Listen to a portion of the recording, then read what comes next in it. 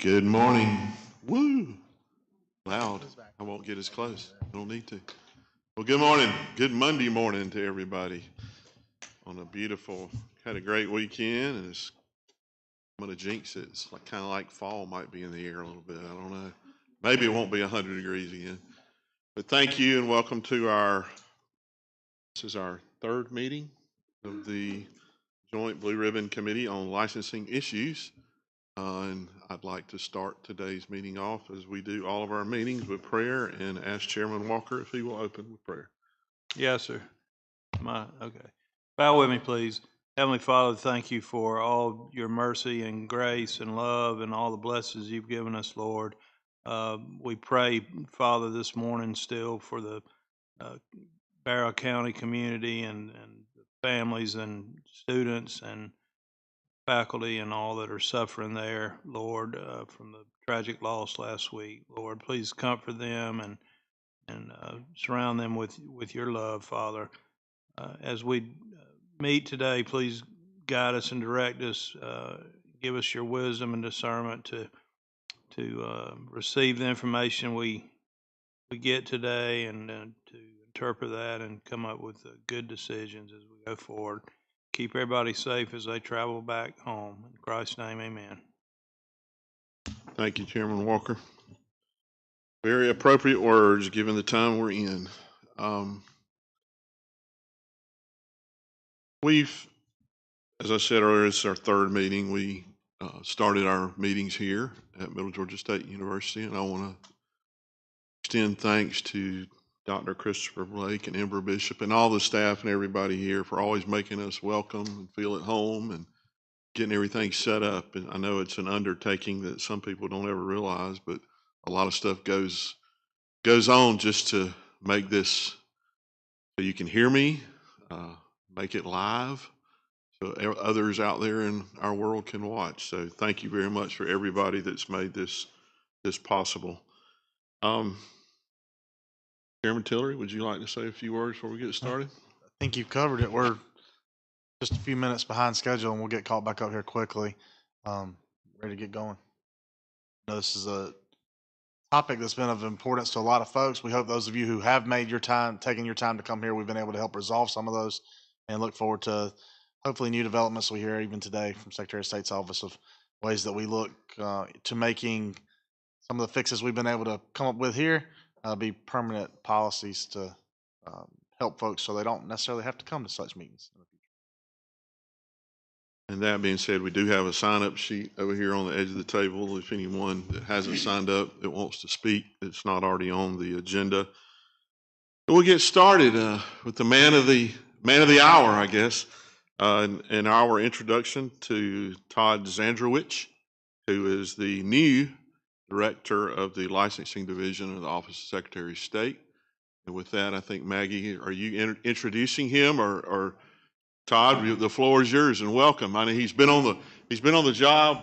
We've given you like 2 months, right? Yeah, to figure out what's going on. So we look forward to hearing from you, and the floor is yours. Thank you. All right. Well, thank you, Chairman and members of the committee, for inviting us to present here today. So my name is Todd Zandrowicz.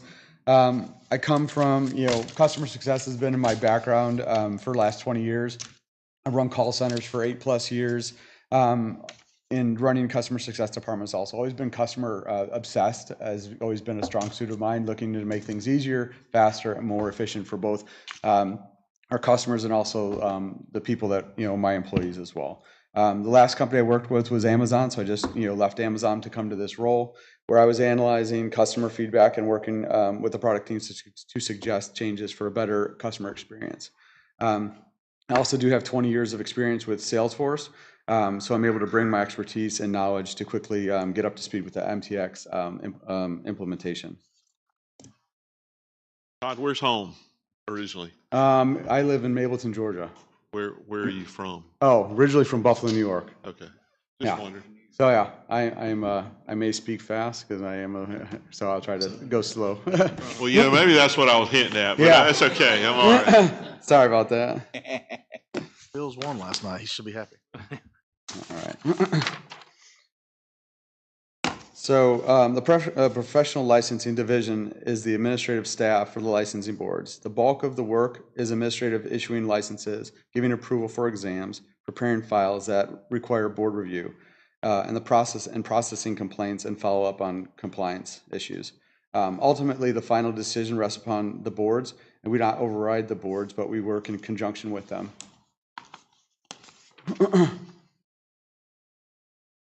This is just kind of give you an idea of the scope of the office. This chart is all the different boards that the license fall under each board. The ones in green are the ones that are still in Milo, our old system, and then the ones that are blue are in our new system goals today. As you can see, we're only partway through the modernization process. Many of these boards are still working in the old system.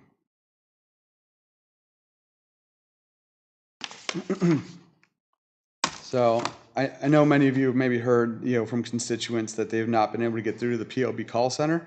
When I joined in early July and started to pull call data back to the earliest in our system would be allowed, it was back in February 2024. So I could start pulling, looking at trends and looking for solutions into our call center. We added a message into our call center on 8/6 to inform callers that if they did request a call back, that they were in our queue and they were going to get a call back in the order that was received. This decreased our inbound calls by 33% on 8/6 going forward. So it made a huge impact with our call center. Here's just some kind of brief. Can we slow you down and ask questions in them as you go through this? Will that be okay? Yeah, you can ask. Yeah, go for it. I think you got some questions already. Can you back up maybe a slide or two? Yeah. Senator Chairman Walker. Oh, you're fine. Go ahead. That's what we're here So for. on this, I want to drill down here. The average speed to answer over the last week has been under 10 minutes. How can that actually be when you talked about the callbacks. Are you able to live answer the phone? We are live answering the phone since a week ago. Since a week ago Tuesday. We're actually now 2 weeks ago. We're live answering calls. So if you call in right now, if you're one of the first in there, but you're getting a call right there. And if you do sign up for a call back, if you want one, if our longer waits and stuff, or the max delays in one of them, you'll see still about maybe 30 minutes, 45 minutes. That's certainly not been the testimony we've heard prior to today. This just, again, within the last week, we've cleared out. We have no more callbacks. We are taking live calls, and we are in a much better state. And that, like I said, all due to that, reducing down the number of inbound calls because we had so many duplicate callers in our queue that we're just, compounding the issues of us not being able to get a hold of and call and answer the phone. Well, that's remarkable progress. Do you mind to flip back to the prior slide on the different licensing boards? How many boards are you managing or dealing with? I think I was told at one point there were 42 different licenses under the Secretary of State, but 42 different boards. 42 different boards. That's, to me, a problem in and of itself. But anyway, that's all thank you. Yeah.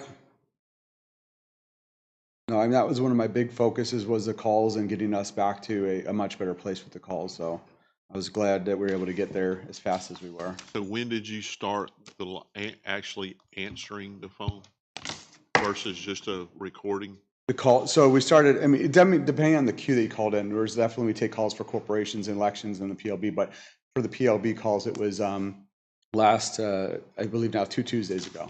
So it was when we started taking calls, and beginning of last week. And then, so through that last week and before. And that's going good. Yep.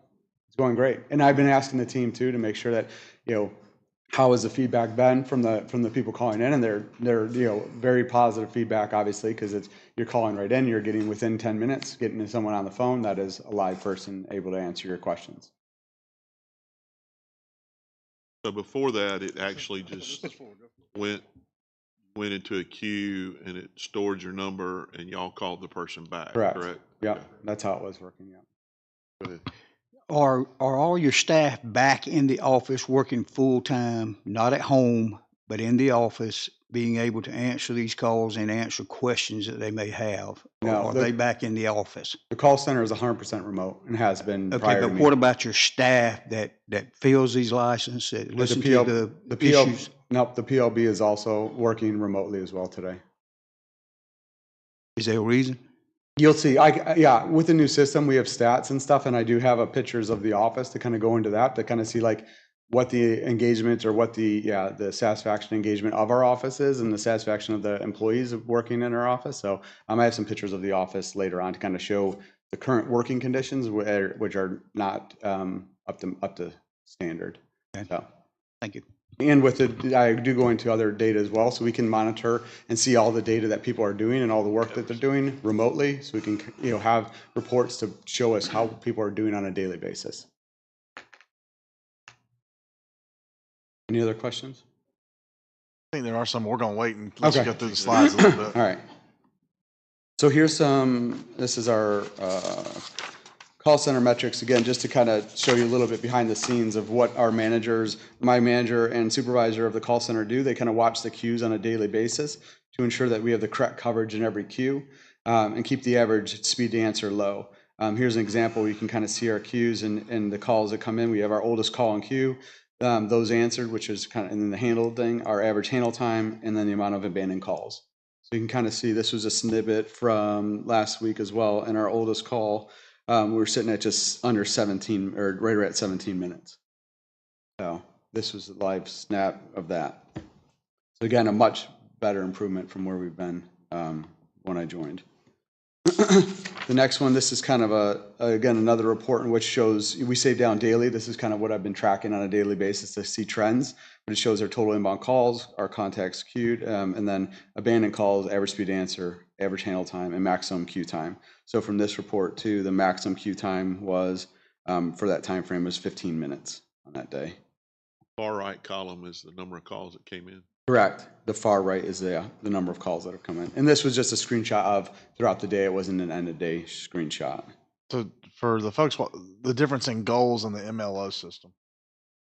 Walk me through that. So those are just two different queues. So based on when you call in, we ask you what license type you're calling in about. And based on that, we put you into either a goals queue or an MLO queue. So when it gets presented to the call agent, the call center agent, they know what, at least where you're, either in MLO or you're in goals. So we kind of give them that, feed them that information when the call is answered or delivered to the agent.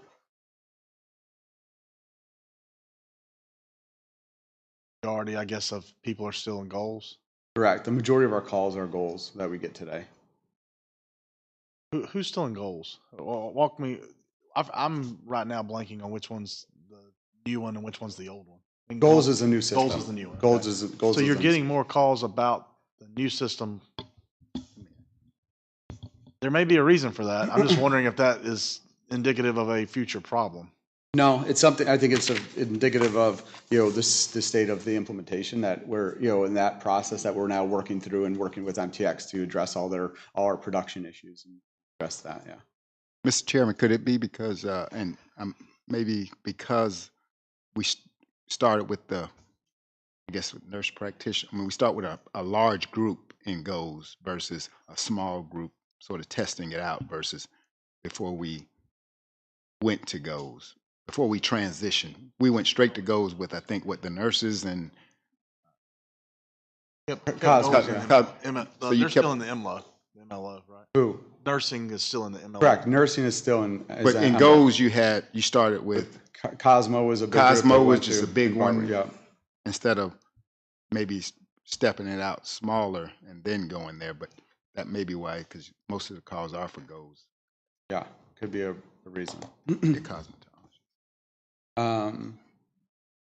Next slide. So then kind of switching from the call center into goals, due to the nature of the work within the PLB, it's very transactional work, and the executive directors and leadership are able to see reports and goals and tell us how many licenses are being issued by our licensing analyst for any time frame that we want to look at. We can also look at the same data for complaints and correspondence being worked by our license analyst. So this is where it kind of goes into, I can see who's working and how much they're doing on it every day, so we can get to our productivity levels of all our licensing agents, regardless of them being in the office or working from home. This is another report here that the executive director's leadership are able to see that shows us the total of submitted applications, those issued, withdrawn, and then those in a draft status. And today we have 12 licensed analysts working on these 4,000 applications. But I did want to thank you guys in granting us additional funds for our staffing. With those funds, we were able to hire 8 additional full-time licensing analysts. And after a training period of 30 to 60 days, we'll be able to see the amount of issued licenses increasing.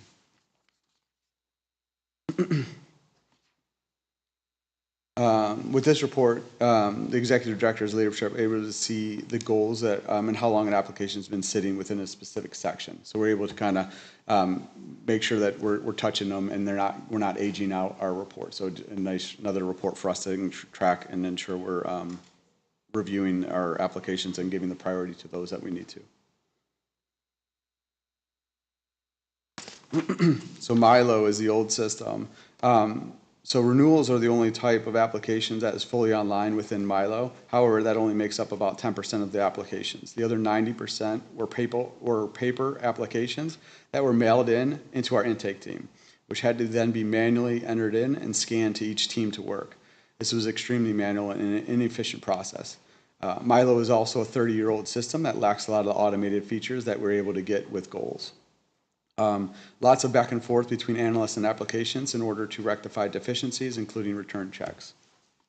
Old system. New system. So in goals, we have entirely online process, and there are less issues with insufficient funds. The applicants cannot move forward without the required documents. This makes the process more transparent for the applicant and saves a lot of back and forth between the applicant and our analysts. Our processing times have decreased all year as the team moves more familiar with the new software, and we're working to address the inefficiencies. Leadership, we're working closely with MTX, who is our implementation partner, to address our production issues and improve our processing times. Can I ask you a question here? Sure thing. One of the complaints we had heard was in this process, individuals would have paid, and then I think after 90 days, the system would basically kind of cancel that application. And then for them to start back up, they had to pay again. So just wondering, I don't know if you're aware of that, and if so, is there a way that a citizen, once they start the application process, even if they haven't finished the paperwork and there seems to be an issue, that they don't have to pay again? You can speak to it, or It may relate to your slide from the slide before. I thought that's what you were getting at with the queue, but you go ahead. go ahead. Yeah. The difference being with your question is that with goals being fully online, you're not going to have to worry about the application being withdrawn within 90 days because you have to have the required documents. The reason why we went with the 90 days was because we had applications that was lingering for 2, 3, 4 years because people were just not sending in their paperwork. So we started a mandate saying you have to have all your required documents. Now, if they've submitted all their required documents and it's remaining on us, it does not get withdrawn. It stays until we give them a time period, and let's say the board reviews it and asks for additional documentation. That 90 days does not count. They have to, that we give them the opportunity to send that information back in. But the 90 days was because of the old system with Milo. They could mail in an application and not send in their documents. And so they would just linger and linger and linger. So that's the reason why that went into play. So if there's an ongoing effort that the person is trying to get a resolution, you can waive that repayment? Yes, we work with an applicant on a one-on-one basis. Okay. If there's an exception and they've really tried and they're having problems or whatever, we do take that into consideration. It's not just a flat withdrawal. However, if they just are submitting in a partial application and they haven't contacted us, they haven't reached out to us, they haven't done anything, it gets withdrawn if it's an incomplete application. All right, thank you.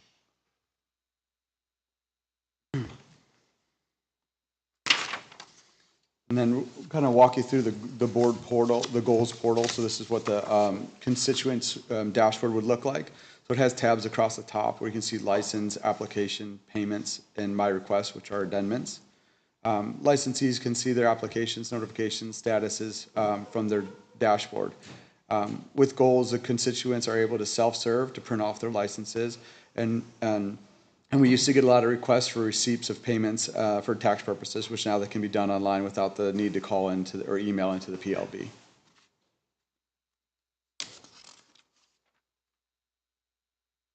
And once you click on the license tab, you are brought to this page where you can see all the licenses under their account. As you can see, if they're in a renewal, that they can click the renew a license from this page.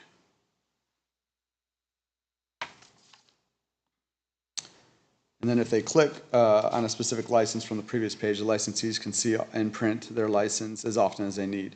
They can also renew from this page as well. We have renew your license on multiple pages to make it easier to find for everyone.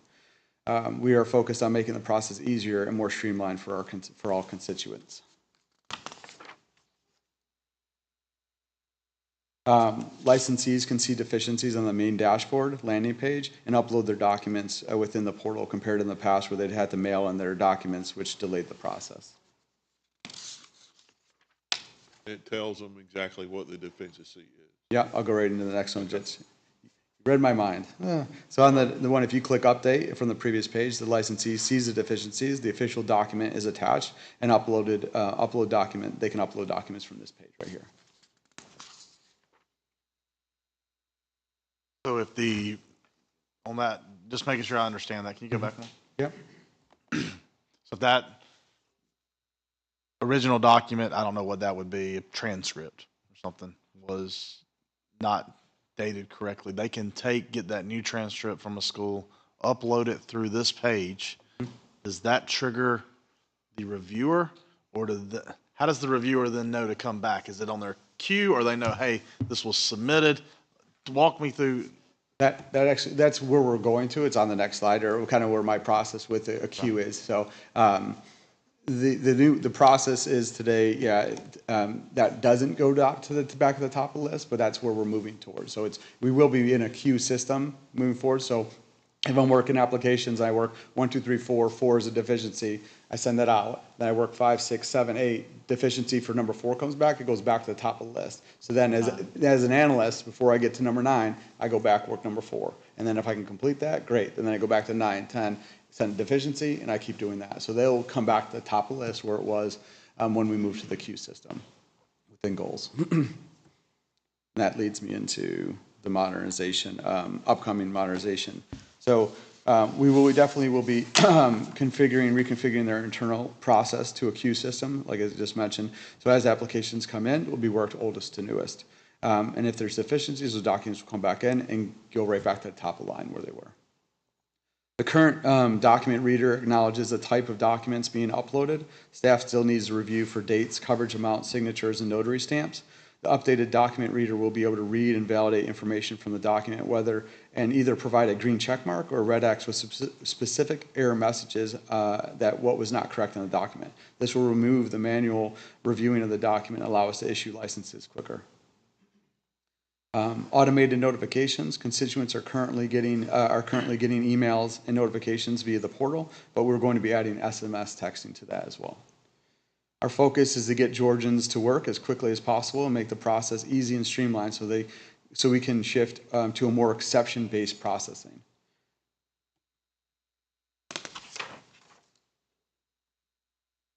So I'll let Maggie grab this one.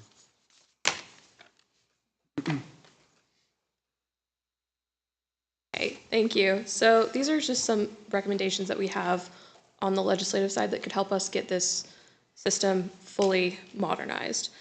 So if we had the first one is kind of a small change that would allow for a very big difference for all of our licensees. Allowing us to administratively issue licenses instead of waiting for boards to meet would be a huge, huge difference for all of the applicants. Currently, we have the cosmetology board allows us to do that, where if someone sends their application materials in and it looks good, we can administratively issue those licenses. There are some boards that are required by law for board members to actually review them, including the composite, it's not the composite medical board, but our composite counseling board. They have to have 2 people sign off on every single application, and they're looking at 500 applications a month. So allowing for us to administratively issue licenses on the non-controversial ones would be a huge difference. The second one is allowing colleges and universities to send over approved graduate lists instead of requesting transcripts individually. This is something that we had with the University of Georgia Vet School a couple years ago. But with the goals rollout, it didn't work this year, but we're working on implementing it for next year. But instead of having every single applicant request their transcript through a third party and have it sent directly to our office, we would have the universities, particularly Georgia colleges and universities, send over sort of a certified list so we can go ahead and upload that and approve their transcripts. Because we don't need to look at their individual transcripts, we just need to know that they did in fact graduate. Also, we would request that we can enter interstate licensure compacts wherever possible. There's probably about 10 interstate licensure compacts that we're not currently a part of. And getting those on board would allow us to license people a lot more quickly. It would allow for people to move into Georgia and start working a lot quicker. And then the last one is the implementation of a CE tracker that would allow us to track the renewal process. So currently, whenever people have CE, they have to, whenever they renew their license, they say, yes, I've done my CE, and then we audit that CE. So we reach out to a random group of people and we say, you've been randomly selected to have your CE audited. They have to fill out a form, and then our staff has to verify each of those CE requirements to ensure that they actually have completed their CE. There are a couple boards that currently use a CE tracker, which allows us to verify their CE on the front end instead of having to audit it on the back end. And that saves us a lot of time because it's verified and we don't have to have our analysts look at it individually.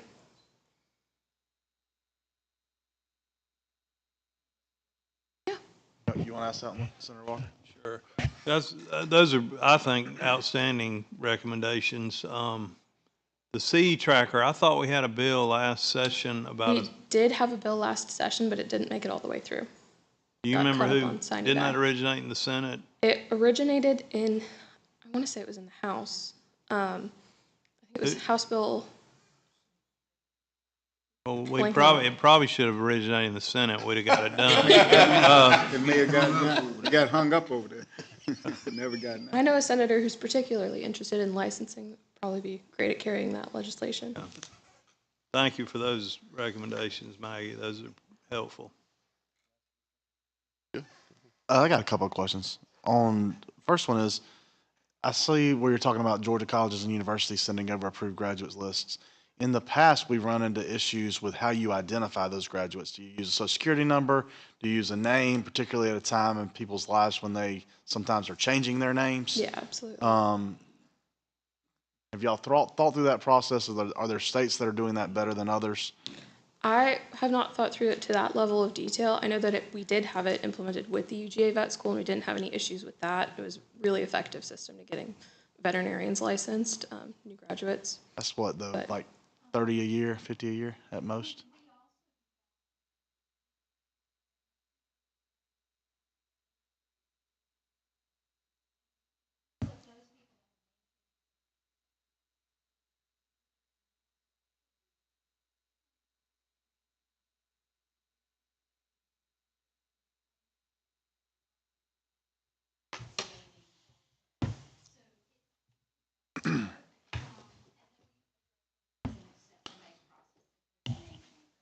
So for those who are listening online, the comment was that we do that with nursing schools already. So we're able to knock out 80%-ish of the applicants and then deal with the name changes as one-offs. Of your 42 boards, on average, how often do they meet? It really depends on the board. Some boards meet monthly, some boards meet less than monthly, quarterly. So if those boards are required for granting licenses, in most instances right now, right? And they're meeting quarterly, you won't know this answer, but I'm asking it more for thought. How often do those boards who meet quarterly or every 6 months not have a quorum? Good question.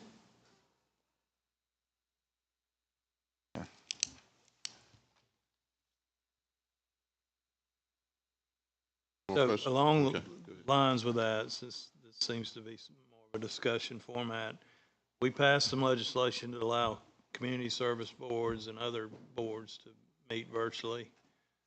I wonder if that's something we might consider for these licenses. Our boards tend to meet virtually currently. They are allowed. Yes. Well, You'd already fixed it. Some prefer to do in-person meetings, but they are permitted to do virtual meetings and get licenses through.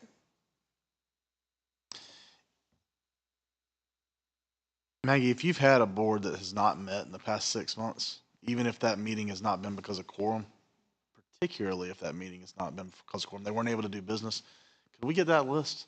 Yes. That information over to you. Questions? Any other questions from any members? I just have one last slide to go over. Just wanted to show this. So we talked about the office. This is currently a couple of pictures I took from going down in the Macon office. So our building in Macon is rented building, and it's in need of major repairs. It's not an engaging workplace due to this and this research on employee satisfaction and productivity.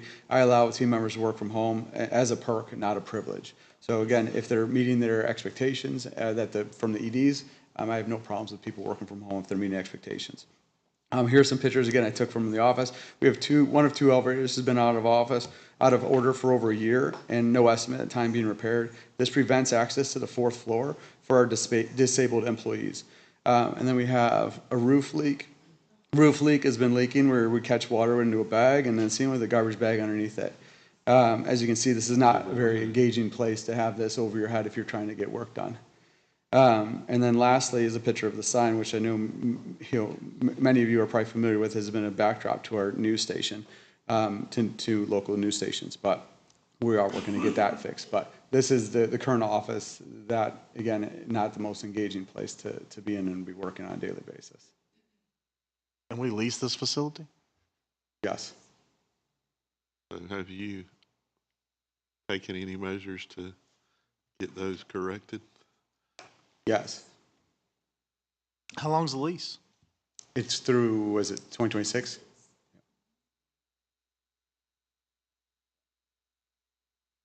Is that your final slide? Yeah. So I have a question, just more elaboration on the working from home.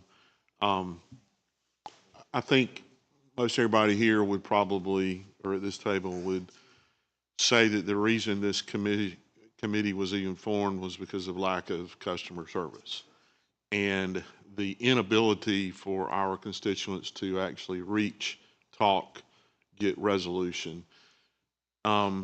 And call me old or archaic, but one of the best ways I have found to resolve solutions and issues, or come up with solutions and issues, is face to face. Deal with somebody, working with them in person, coming. You do have older citizens that don't have computers, don't know how to scan, don't have all that, and they need to bring their paperwork and say, here's everything I think I need.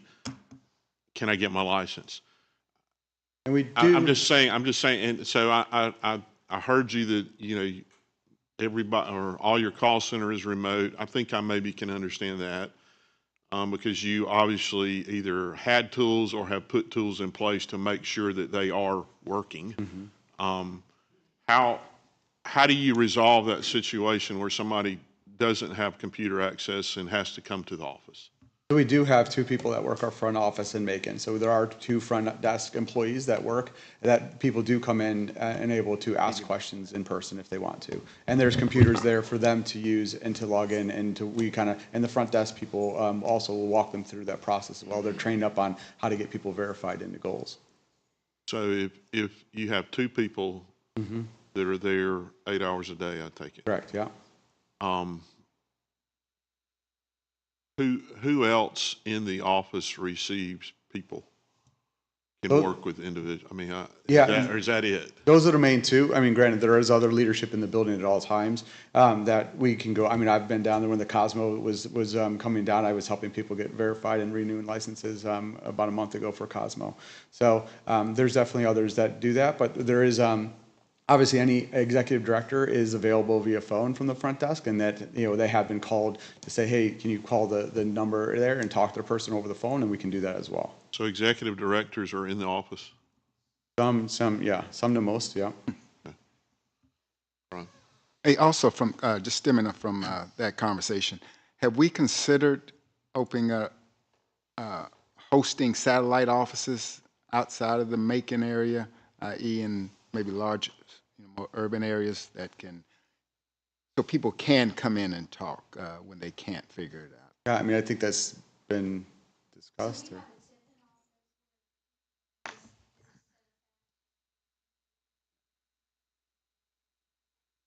This way they can hear you online. I'm just talking to them. Yeah.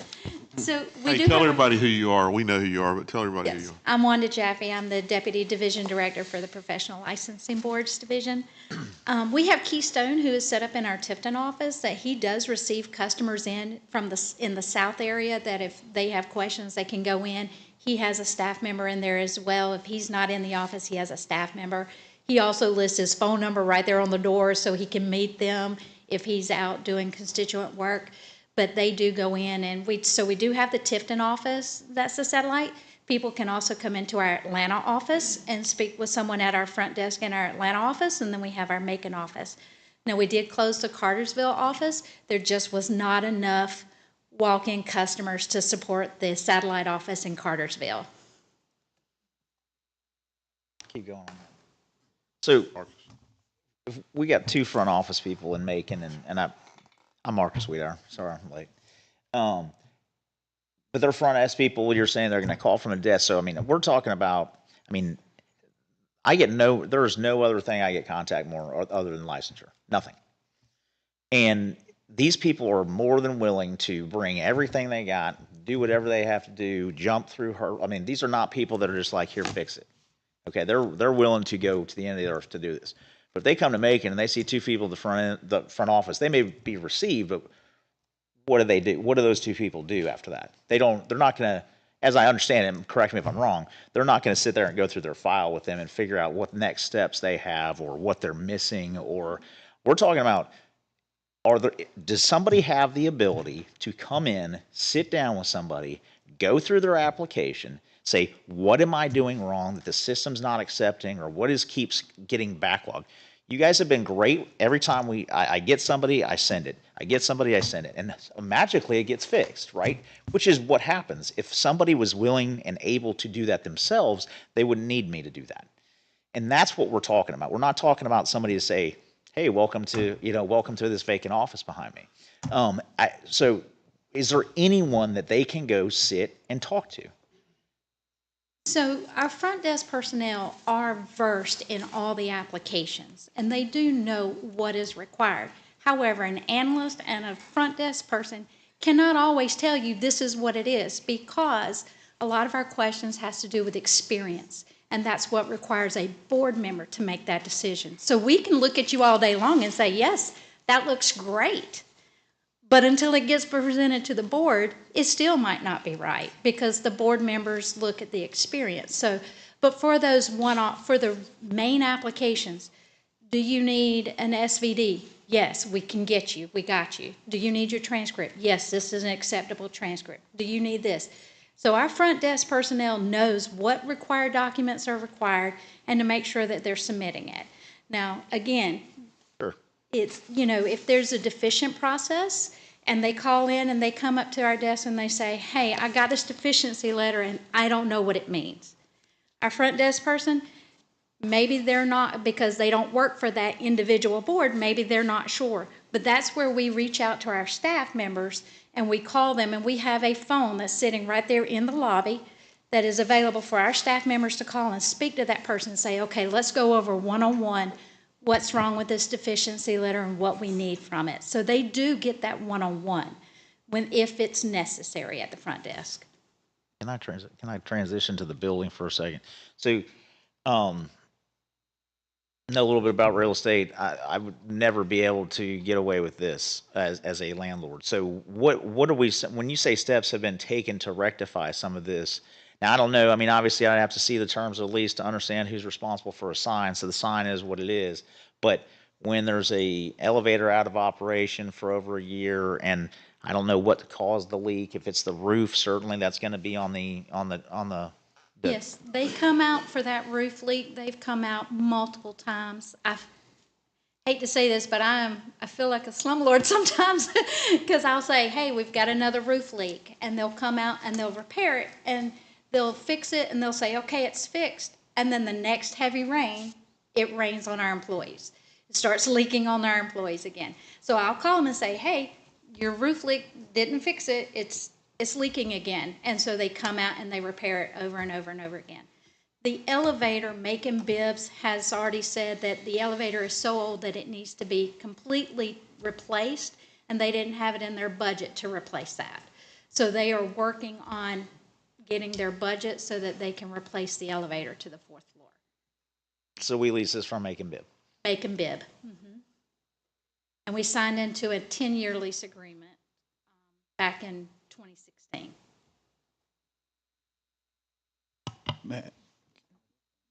Back to your two folks at the desk down here in Macon. I've had experience with them over the years. Miss Deborah Horton's one of them. She is absolutely wonderful, but she's overwhelmed. I have been in there personally to see people wait 5-6 hours to talk to someone. And then when they do talk to someone, if they do have to respond to somebody that's more knowledgeable about a lot of times they're not there. They're working remote. I know they talk on the phone. Go back to Chairman Hatchett's comment about the personal conversation, eye-to-eye type thing. That's why I'm so emphatic about getting these people back in the office, so when the folks down front do have an issue that they can transfer it to them to sit down and work it out. Now, I've had several cases where Maggie Hastie's helped me too. She just took over Tori's place. And let me tell you something, they do a good job, as Representative just said about folks. Usually we get it resolved. But I still say that if when you try to do some things via email all the time, that just doesn't work with old folks like me. I'm probably the oldest one in here. But what I'm saying is we need to make sure that these people get customer service. These are the folks that make the money for the state. And we need to be sensitive to the point, yes, they do make mistakes. And I know you have on your computers that you can tell who bad apples are. Yes. I mean, you know who's good. And we need to have that customer service, as Senator Walker said. I just see where there's a breakdown in communication in this thing.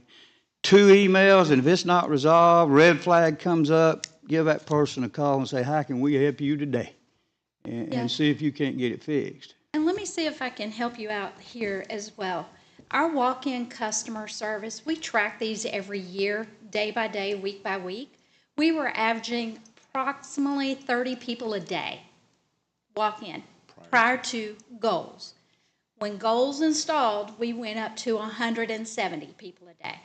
That's where you're getting your 4 to 5 hour wait. Before goals, when we were averaging 30 people a day, it was not that kind of a wait, and that's why you're hearing that.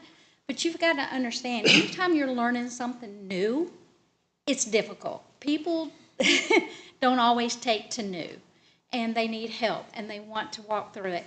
And when we see that we have those large periods, Cosmo renewal ending, I had 5 staff members lined up in offices along the back wall, including Todd, and we were all in there assisting the 2 front people. So we had 7 people that was helping, getting people in and out, trying to help them get in, get renewed, get out. So when we see that there's going to be a large turnover, like a renewal deadline or something like that, we try to make sure that we have extra staff in there to help and get those people out as quick as possible. And our daily average now is back closer to what it was pre-goals. We're down averaging around 40 people a day today. So you don't have those long waits. And like Wanda said, if there are, we have cameras we can see from our side, and we can go down there and help out. There's a lot of times Wanda will say, "Oh, it looks like we got a little bit of influx. Let me just go down and make sure everything's all right, and check on everyone to make sure that we're getting through everybody as quickly as we can." when we rolled out goals, how was the timing decided of like who, was it just because of when it hit, the next renewals were Cosmo, or what, who made the decision on which licenses were going to go through goals first? It seems like we chose a big bite off an apple when we could have maybe chose something that wasn't so many licenses and kind of worked out the kinks first. So originally, Cosmo was not supposed to go out and roll out one. Originally, we had 4 rollouts, and we had our smaller boards going first. We had immigration, which had 30 to 50 licenses, trauma scene, again, 30 to 50 licenses, really small boards. And then we had some medium boards, like physical therapy, which has, 5,000 to 7,000 people, so we had the smaller group. But our leadership came back and, not gonna say point fingers or anything, but like we needed to combine some things and get this rolled out a little bit faster. And so that's when Trades 2 got put in on that first rollout, because it needed to be done a little bit faster. So we put Trades 2 in that rollout, which had Master Cosmetologist in there. And the only reason why Master Cosmetologist was a little bit more complicated was because in physical therapist, you have a physical therapist license. In occupational therapy, you have an occupational therapy license, or you have an occupational therapy assistant license. But in cosmetology, you've got a master cosmetologist owns a salon, and they own a barbershop, and they have an apprentice, and they have multiple licenses tied together, which made it a lot more complicated. And that's why they had such a hard time, was the system has unique sign-ins. And so with that, because they had 5 or 6 different licenses, it was trying to get them put together so that they could sign in one time and see all 6 licenses. What were we up against that it had to happen faster? I am not, that's above my pay grade.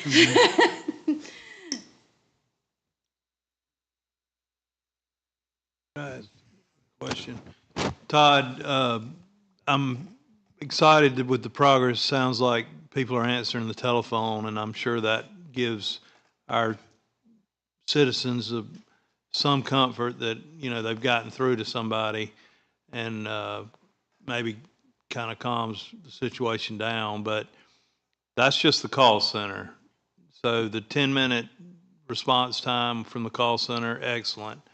What about actually hearing from an analyst, or, what can the call center actually, are they just taking messages, or are they able to resolve? They can resolve. They're, especially with a lot of calls are around verifying their account, and so to help them walk through the verification, they provide unique PINs so they can log into their account with their unique PINs. So they're able to do a lot of that, and that's the majority of our calls. And one thing I'm doing now that the month's done is working with the call center and say, what were our top 5 calls? And how can we, again, get that information out on the website to self-serve and to get that information out so you don't have to call in. And then look at the next month and say, what are the next 5 top calls? So I want to keep driving down our call volume and being able to give that information out there and put it so you don't have to call in. You just go to the website, put in a frequently asked question, and there's your answer right there, and how you can, again, self-service. Because I don't know many people that want to call into anywhere to get help. If they can do it themselves online and from a website, they're not going to be, stand up in line to let me just call in for the fun of it. So I know people like to self-serve. Sort of to some of the comments earlier, some people do want to call in. I run an insurance agency, and we have a lot of mighty good customers that are older generally, and they actually want to come in still and do things that you could easily, they don't really have to travel to our office to do, but they want to do that.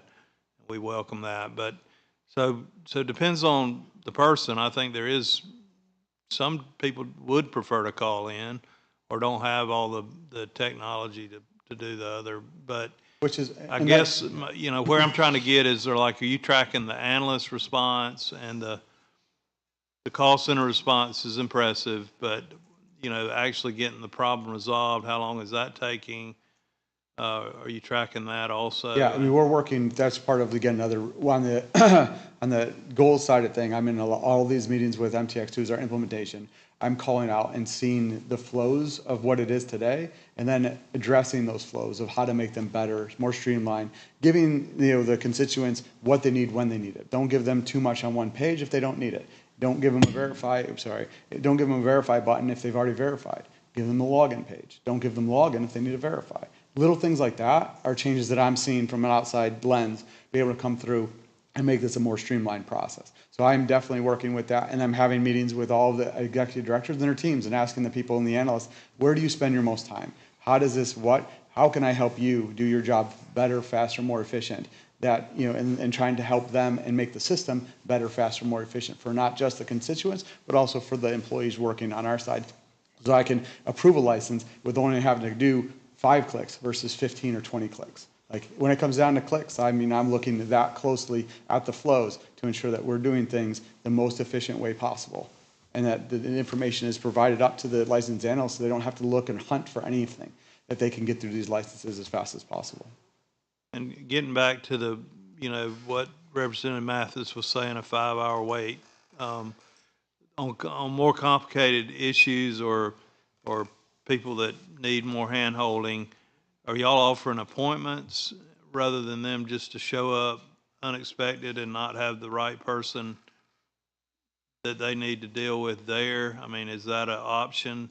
Some of our boards do offer by appointments, and a lot of times, like if it's a really complicated one, I'm in the office pretty much normally 5 days a week. I do stay home 1 day a week every once in a while, but when we do that, when they get something that's really complicated, I'll reach out to the executive director. We'll set up a Teams call, and I'll go down in there, set up the laptop, and have a Teams call, and they're talking face to face and saying, okay, this is the document we got. This is what we're looking at. This is what we need to do. So we are taking measures to be able to just speed that up a lot faster. We just did one a couple of weeks ago with a residential general contractor that was having a hard time with trades 4. So we had an executive director, a supervisor, and the analyst all on the call with that person. And I was sitting in the room with them, and we were doing it just like a video call. Any more questions? Do all 42 boards have a separate executive director? So, no, sir. We have 7 executive directors. How many? 7. 7. So the smaller boards do. I was wondering how that would work from an efficiency standpoint. I go back to,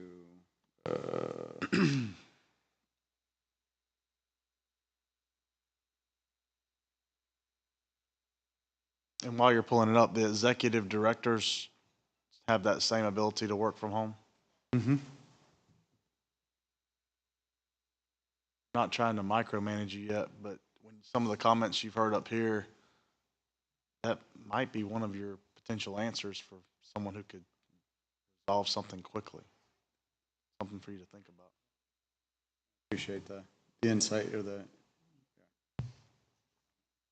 One thing to note, just on back to the calls, for those, again, if I can take off and address those simple questions, I would say, or the ones that, and add to the frequently asked questions, those that want to call in will then wait even less time to get into the calls and to get an answer. So if I can address the other 85% people who don't want to call in and have them be self-service on the website, then the 15% that want to call in, they'll be able to get right in and hopefully answer calls again within 5 minutes. We can get to that point. So.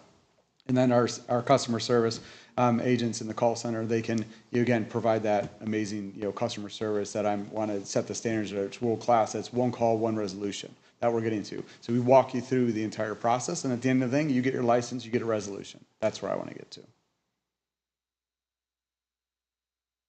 Well, Todd, Wanda, thank you very much. See, you survived. I did. Thank you. It is obvious that you are here and you are making a difference already. So thank you.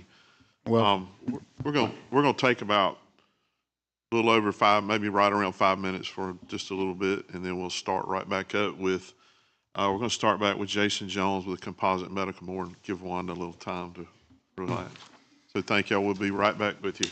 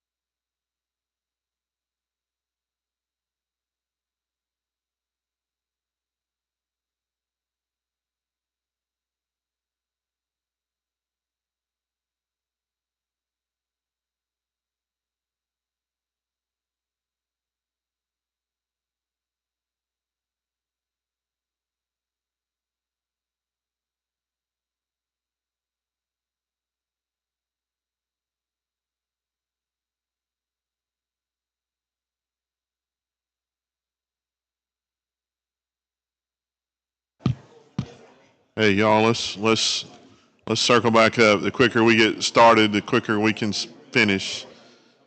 Members.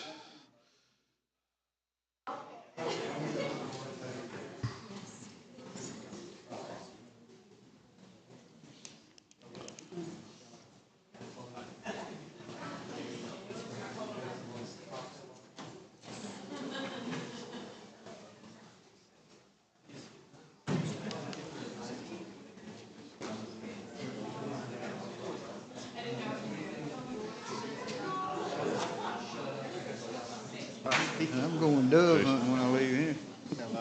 Hey, how y'all? How many are over there? I don't know how many. Let me see it. I hadn't looked at it. Kinda. All right. Now that my co-chairman's here, we can start. Now you know how the Yeah, I didn't Senate have a feels all the presentation, time, really. Mr. Chairman. Jason Jones I just have with notes. the, Okay, so you don't need the screens up? No, sir. Okay. Matt, there you go. I'm gonna do this just so that it doesn't go to sleep on us here. We don't want to use our same presentation. Yeah, I'll get that out your way. Thank you. That work for you? I believe it does. Jason, welcome. We look forward to hearing your update on where you are. You've been on the job a little longer A little bit longer. than Todd. But when I first started, I met a few of these like 2 days in, so it was a little intimidating, but In the Capitol, if I do remember. that's all right. And I brought with me Kimberly, Deputy Executive Director. She's a little smarter than I am, so I want her here just in case. But you want me to go ahead? Floor's yours. Yes, sir. Okay. So I've been here since February 2024. Used to work for the Secretary of State back in the day. Remember a few of you as an investigator, and then somehow I ended up with this position over the medical board. So some of the same issues that you all have, we've had. So when I started in February, we did an assessment with Kimberly to make sure that we're going to be on the right path to get where we need to be. So some of our issues that we've had, or we had, still have maybe, is the lack of adequate personnel. So most licensing boards are running on a short staff with a lot of volume coming in. So we addressed that through requesting additional funds. When asked, hey, do you need anything? We said, yes. We need additional people. We need new technology. We need these things in order to progress with what we do. So legislators were gracious enough to give us some funds to be able to hire new people, get new technology, and then get things up to date because our technology was horrible. So as far as the personnel goes, we had one licensing manager overseeing 15 license techs. There's no way to provide that proper oversight and see what your people are doing and how things are running. He was actually doing the same thing that the licensing techs were doing, so he was working. He wasn't monitoring what his people were doing. So we had a compliance manager who oversaw 2 compliance techs. They all had 200 cases apiece. That's unmanageable, so we addressed that, looking at that. The executive director was overseeing pretty much all operations. I think unable to address some of these things because all the problems were coming at that person instead of being able to have that span of control. Kimberly does our legal. She was also our operations person, so she had double duties. So we were able to address that. We had licenses that were not online. They were still paper, so they were being mailed in, which in this day and time, I was confused as to why. We still had mail applications as well as paper checks coming in. It's hard to manage that stuff while you're, also trying to do these other duties. So we're looking at fixing that, which I'll get into in a minute. Average pay for our techs was about, was it $37,000? So, that's kind of not a living wage these days. So we were able to address that. And then a few months in, we noticed that our call center, we didn't have a call center. So we had what's called a call tree. And this when somebody called in, they'd have the, press 1, press 2, press 3. That was disconnected, and we didn't know that until we started wondering, why are the phones not ringing? What's going on here? Why is it so quiet? So we're addressing that. It's taking us some time, but I'll get into that in a minute. That was one of the issues that we ran into was, we're getting these problems where people can't contact us, and they're coming up here, and we can address the issues when they come up here, but we're not getting the calls answered. So we're addressing that as well, which we'll get into. We also, when the office moved from 2 Peachtree over to the MLK building, where we're at now, we weren't a part of that, but there were some boxes that were moved to a storage facility that we were unaware of, that we found out about, and we're trying to remedy that situation, which we'll get into as well. So we had a multitude of problems that we ran into when we got there, and trying to figure out how we're going to address all of these issues, because we're the next step in order for somebody to start that career.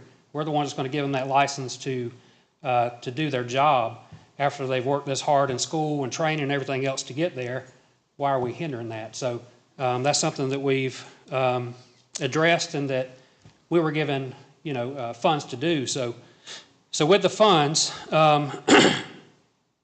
we were able to get a new licensing system that's going to be all-encompassing. So it's going to not only have licensing with it, but it's going to have the compliance and investigation side. So it's one database for all things, instead of having these segmented databases for each division. So they're going to work together on things. Because right now there's 5 different databases that we use in order to do our job, and that's just inefficient and not a way of conducting business. So we saw that, we looked at it. We're getting a database called ThoughtSpan. They've been proven with North Carolina, Alabama, and Mississippi as being a good system for them to use.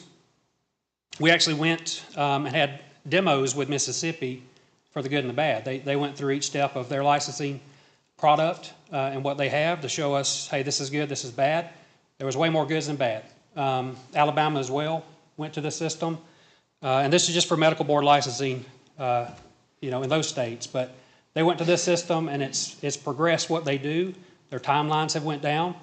Their response to licensees has went up, so they're not getting the complaints anymore. They're not getting the backlog. They're not getting any problems. So we're in the process of implementing that.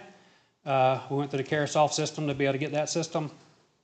So we're still working through the finance contract. We're on the tail end of it. Hopefully we'll have that within this month. We'll have that contract signed, and then we'll get a demo to start playing with it to see how it works.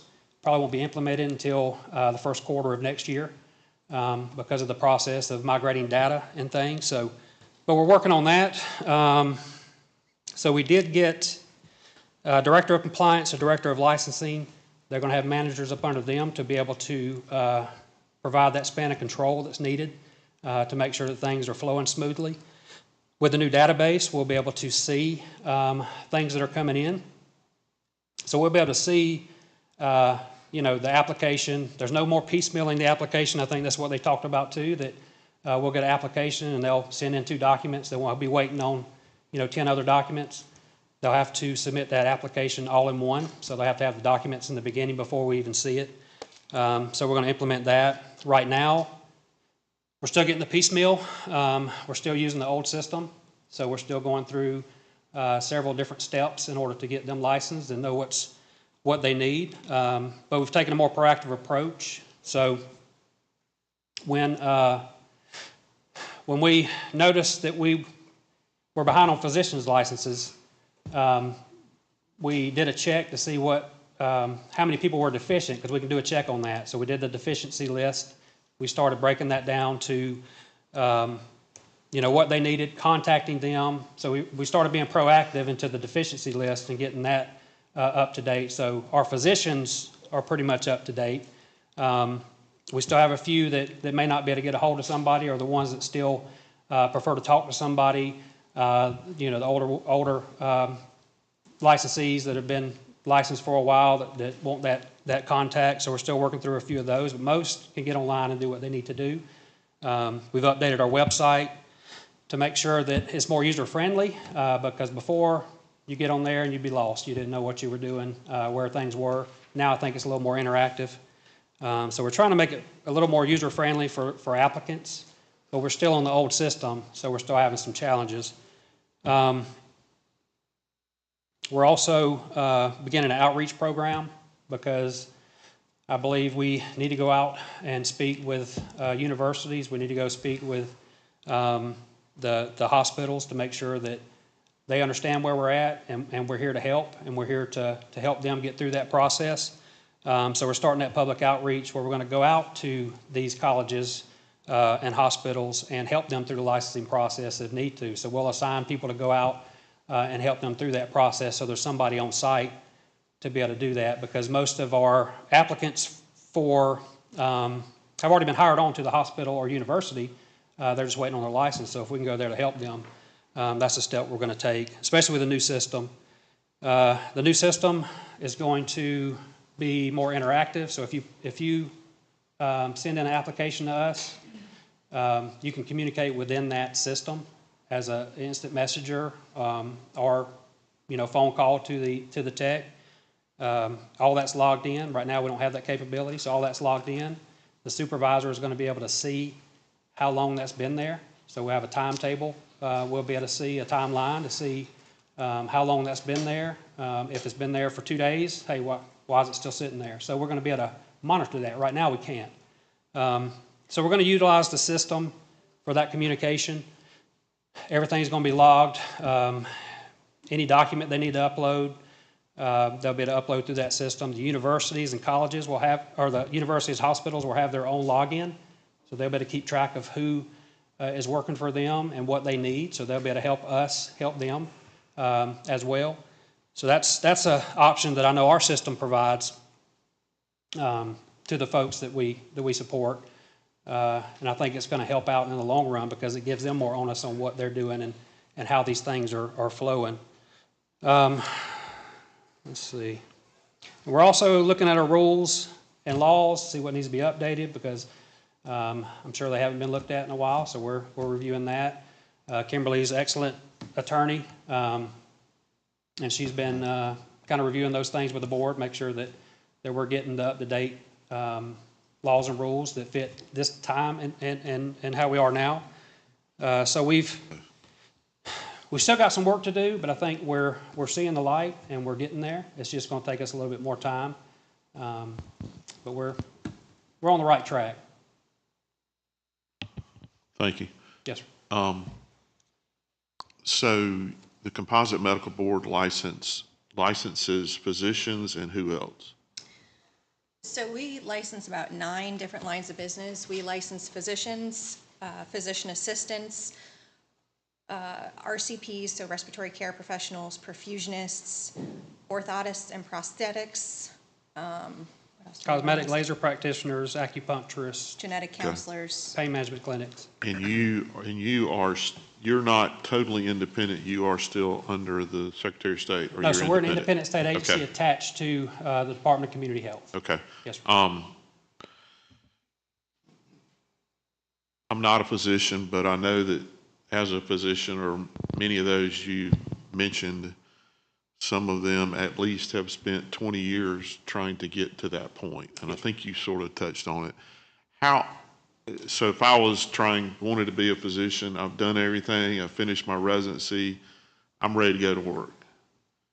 How long, once I submit my material to you, is it before I can start to work as far as you're concerned?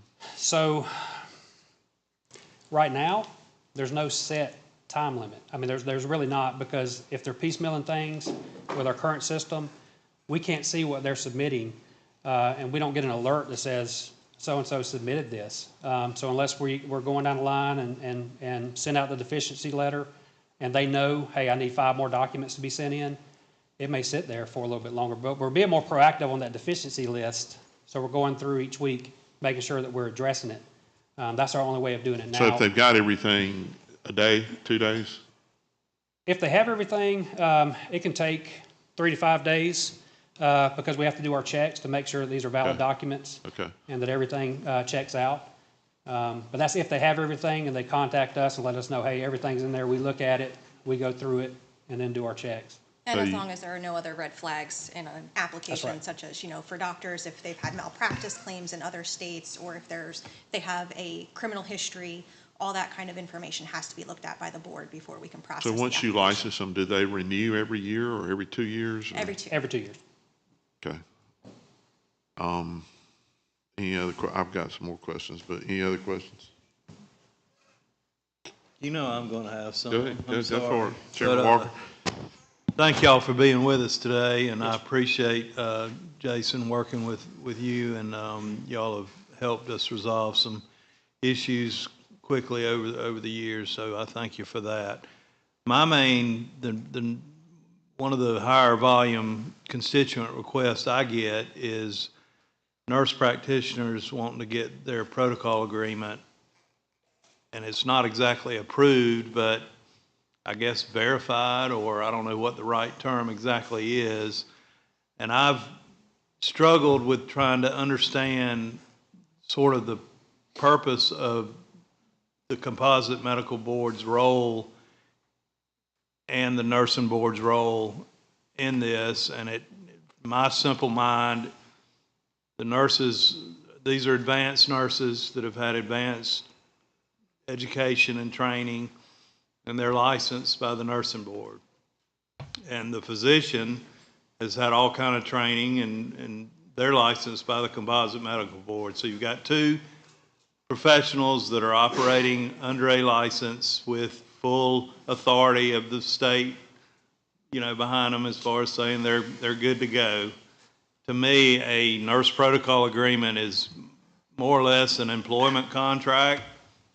But you correct me if I'm wrong, but it seems like an employment contract between the nurse and the physician that the state really does not have any particular interest in, except maybe to know that this physician is got a nurse protocol agreement with this advanced nurse, and we need to be able to track that in case there is a issue with either the nurse or the physician, a compliance type issue, so that we just know who they're operating with. And then there's also limits as to how many nurses a physician can supervise. Beyond those two reasons, I don't know why the Composite Medical Board is even involved, except from a tracking standpoint, and really the nursing board, the same thing. Why would we not just say, send in your protocol agreement, we're going to put it on file and retain it so that we have that information. If something changes, send us an updated protocol agreement. Why am I getting calls from advanced nurses that can't go to work for 6 months, sometimes a year and a half, literally waiting on some sort of response from the Composite Medical Board? And do we need legislative changes to relieve you of that responsibility, or do you want to retain that responsibility? Help me understand why is this such a common problem that I get, a couple calls a month, and these people are been waiting 6 months trying to go to work, and we have a healthcare workforce shortage. Help me understand how we can fix this, please. Talk about that. So under 433425, that is the statute that provides the doctor the ability to delegate duties to an APRN. That law puts specific parameters in place that they have to follow. And the board's job in that is to make sure that those agreements actually follow all of those parameters. So we've tried to make it as simple as possible by creating a template agreement where they just have to pretty much go in and fill in the blanks. A lot of what we see in delays is that they don't fill in all the blanks. If information is missing, it has to go back to them because the protocol agreement has to be complete before the board can review it and process it. Other issues are. So let me stop you there. If a physician is operating outside of his authority or beyond what is allowed in the law, wouldn't there be an enforcement mechanism? I mean, I just, this agreement thing just seems to hold everything up for quite a while, often. Can we require them to use that template? Currently, it is not required that they use the template. We offer it as a service, that we've drafted this template that kind of fits the parameters and you just need to fill in the blanks. But we do get independent protocols, which can, some of them have actually been up to 80 pages long, where the board then has to read through all 80 pages to find the pieces in the law to make sure that it's compliant with the law. But the primary purpose of 433425 is to delegate prescriptive authority to a nurse. A nurse does not have the authority to issue a written prescription to a patient without that protocol agreement in place. Because the law 433423, that's between the nurse and the physician and their agreement. We don't even need to see that. So they can still work. It's just when it comes to prescriptive authority is the ones that we have to look at and the board has to approve to make sure that those two specialties link up and they're compatible. Because you don't want an OBGYN and a psychiatrist, those type of specialties getting together. You want to make sure they're comparable specialties as well. So that's why we have to review those and make sure that they're within those parameters. And we also have to ensure there's a requirement on the physician that they have to be within 50 miles of where the protocol is being used, which the protocol is being used where the patient is located. So we do get a lot of doctors that may be teleworking, that may not even be in our state, that are trying to delegate to these APRNs that are in our state. But then there's no way for that patient to actually go and physically see that physician, because that physician can be in California, they can be in Wyoming, they can be wherever they are. So one of the requirements of a 433425 protocol is that the doctor is within 50 miles of where the protocol is being used. So we also have to double check that. And we know, so I was looking at stats here, which I can provide to you. In fiscal year 2023, there was 2,494 protocols reviewed and processed, and then fiscal year 24, 4,179. So we know there's an increase in that, and there's an increase in mid-levels being used at hospitals and clinics around the state. So we're trying to be more proactive and figure out the way, how can we help them through this process? And one way is to get everything online. That's one. These are one of the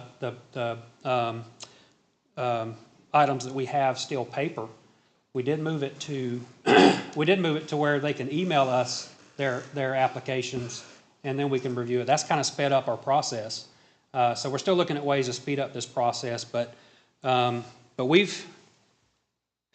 keeping stats as of July and August. So there's been I think 400 in July applications with 268 approved, and then in August, 380 protocol agreements, and then 179 were approved.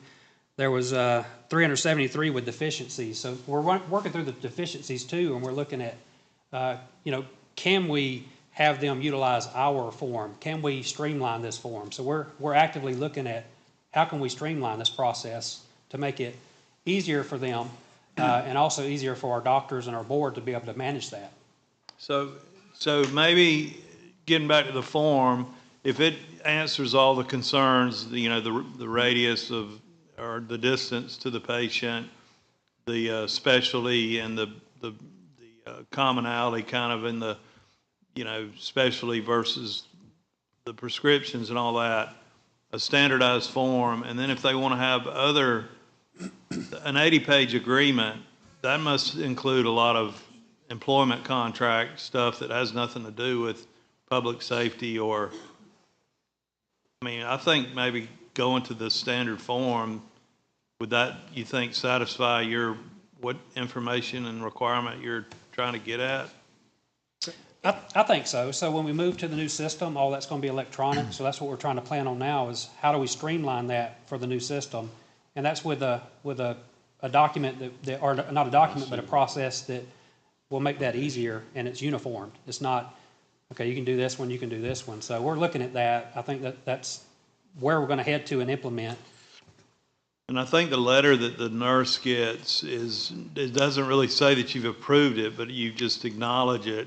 I mean, it's almost like you don't really have approval authority. You just have to acknowledge that. That it complies with the law, correct? For them That's to be able to exactly what the board prescribe. has to do. Yep. All they have to do is acknowledge that the protocol agreement complies with the statute. Larry, can I jump in on that too? So the 80 page example, yeah, is that somebody that's just verbose, like maybe a senator or something, or It could be, or somebody that's just very detailed, a doctor that wants to itemize every single thing that their nurse is allowed or not allowed to do. so it's not necessarily that it's like we could potentially have a template that's going to check all the boxes that would keep that from happening. Is that correct? Because I mean, we can't go online and buy a pair of shoes without getting my zip code or whatever. That's right. Whatever box I didn't check. I can't check out without all those things. So theoretically, if we had a template that was online that checked all the boxes, you at least know it's complete. You still would have to verify that it complies, but it would at least be complete. Is that That's correct? right. Correct. And we're hoping with the new system that it will link the doctor and the nurse together. So the doctor will actually be the one in there filling out the form and telling the board, I'm going to allow my nurse to do this. And then they'll be filling out all the blanks online and adding their signature at the end of the process. And all this will be electronic, no paper checks, any of that. That's all going to go away. So we're going to streamline that process by exactly what you're saying. I've got to ask, so now, if there's a deficiency, how is the person notified? So it's via email on whatever email they have in our system. So Okay. we hope it's updated.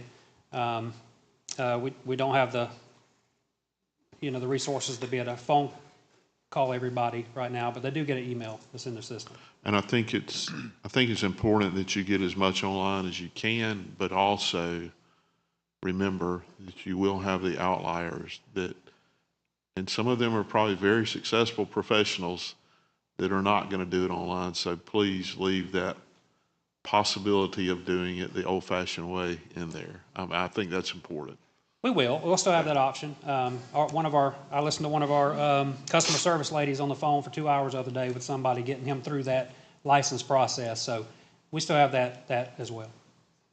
Let me ask you, are you guys collaborating with the Secretary of State's office with their going to this goals? A lot of issues that have come up, as they talked about earlier. Are you guys making sure that your system, when you bring it online, is a little more seamless? Yes, sir. So that's why we did our research in the beginning with the other states that utilize this, and we did those practical. They gave us a demo first thing, and we said, okay, is this what you're going to do? And then we got with other states to make sure that whatever problems they're having is it the same ones we're going to have. So we're doing our research, but to make sure that when we do implement it, we're also getting they're going to give us a test site for us to use so we can get on there and break it. We can figure out, okay, is it going to do this or is it not going to do this? What do we need to do to make it do this? So Yeah, just want to make sure we're sharing lessons learned. That's yes, all. sir. Yes, sir. I've been through a few database implementations in my career, and they can be. I've learned my lesson on that. I had 2 quick questions for you. Yes, sir. The first one is y'all have an investigative division. Yes, sir. When's the last time a nurse protocol agreement was investigated after it had been approved and a doctor was found to be in violation? Either they weren't reviewing 10% of the records or something like that. Since I've been here, I don't know of any.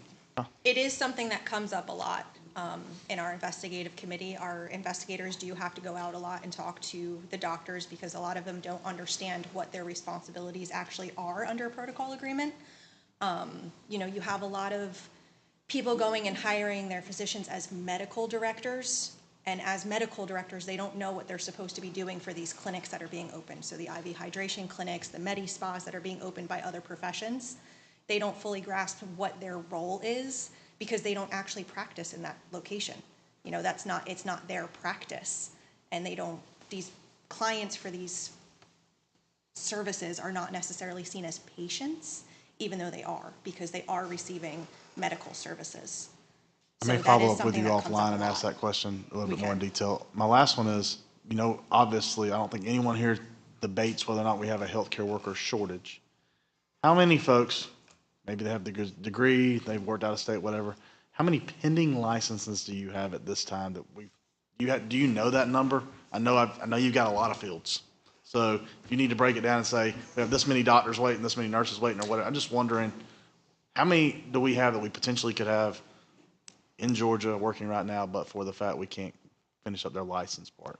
For whatever reason, their fault or ours. So our current system, as far as stats go, we may not be able to provide an accurate number on that, but we do have an accurate number of active. But as far as those that are waiting, we can run a deficiency list to see who's applied and maybe awaiting, more documents to be brought in. I can run that for you. I'd be interested on the deficiency list and then just the pending. They haven't either, the board hadn't met to approve them yet, or whatever it is. I'd just be interested in knowing that figure. Yeah, we can get that to you. Thank you. Yes, sir. So one kind of last thing, since you are under the Department of Community Health, correct? Yes, sir. I know that credentialing for Medicaid is a totally different creature.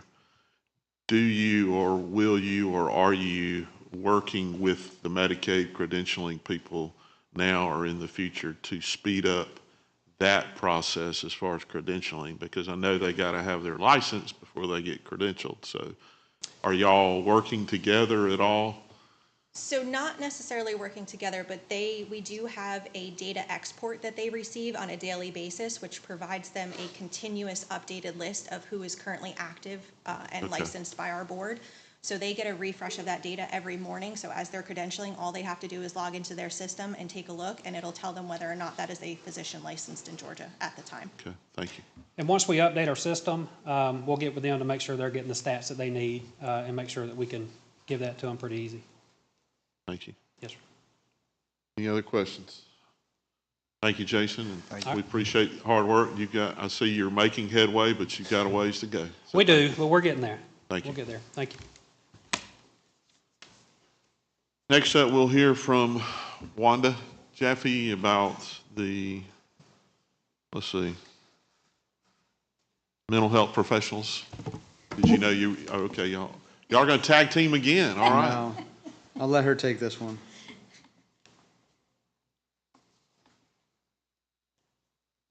Board of Examiners of Psychologists do and here Board is of Professional Counselors, Social Workers, and Marriage and Family Therapists. Yeah, I'm in presentation now.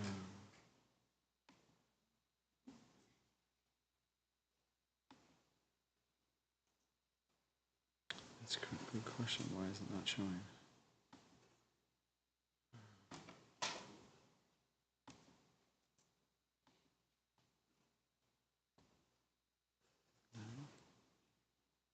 What the hell? Oh. Showing. Oh, Jesus Christ.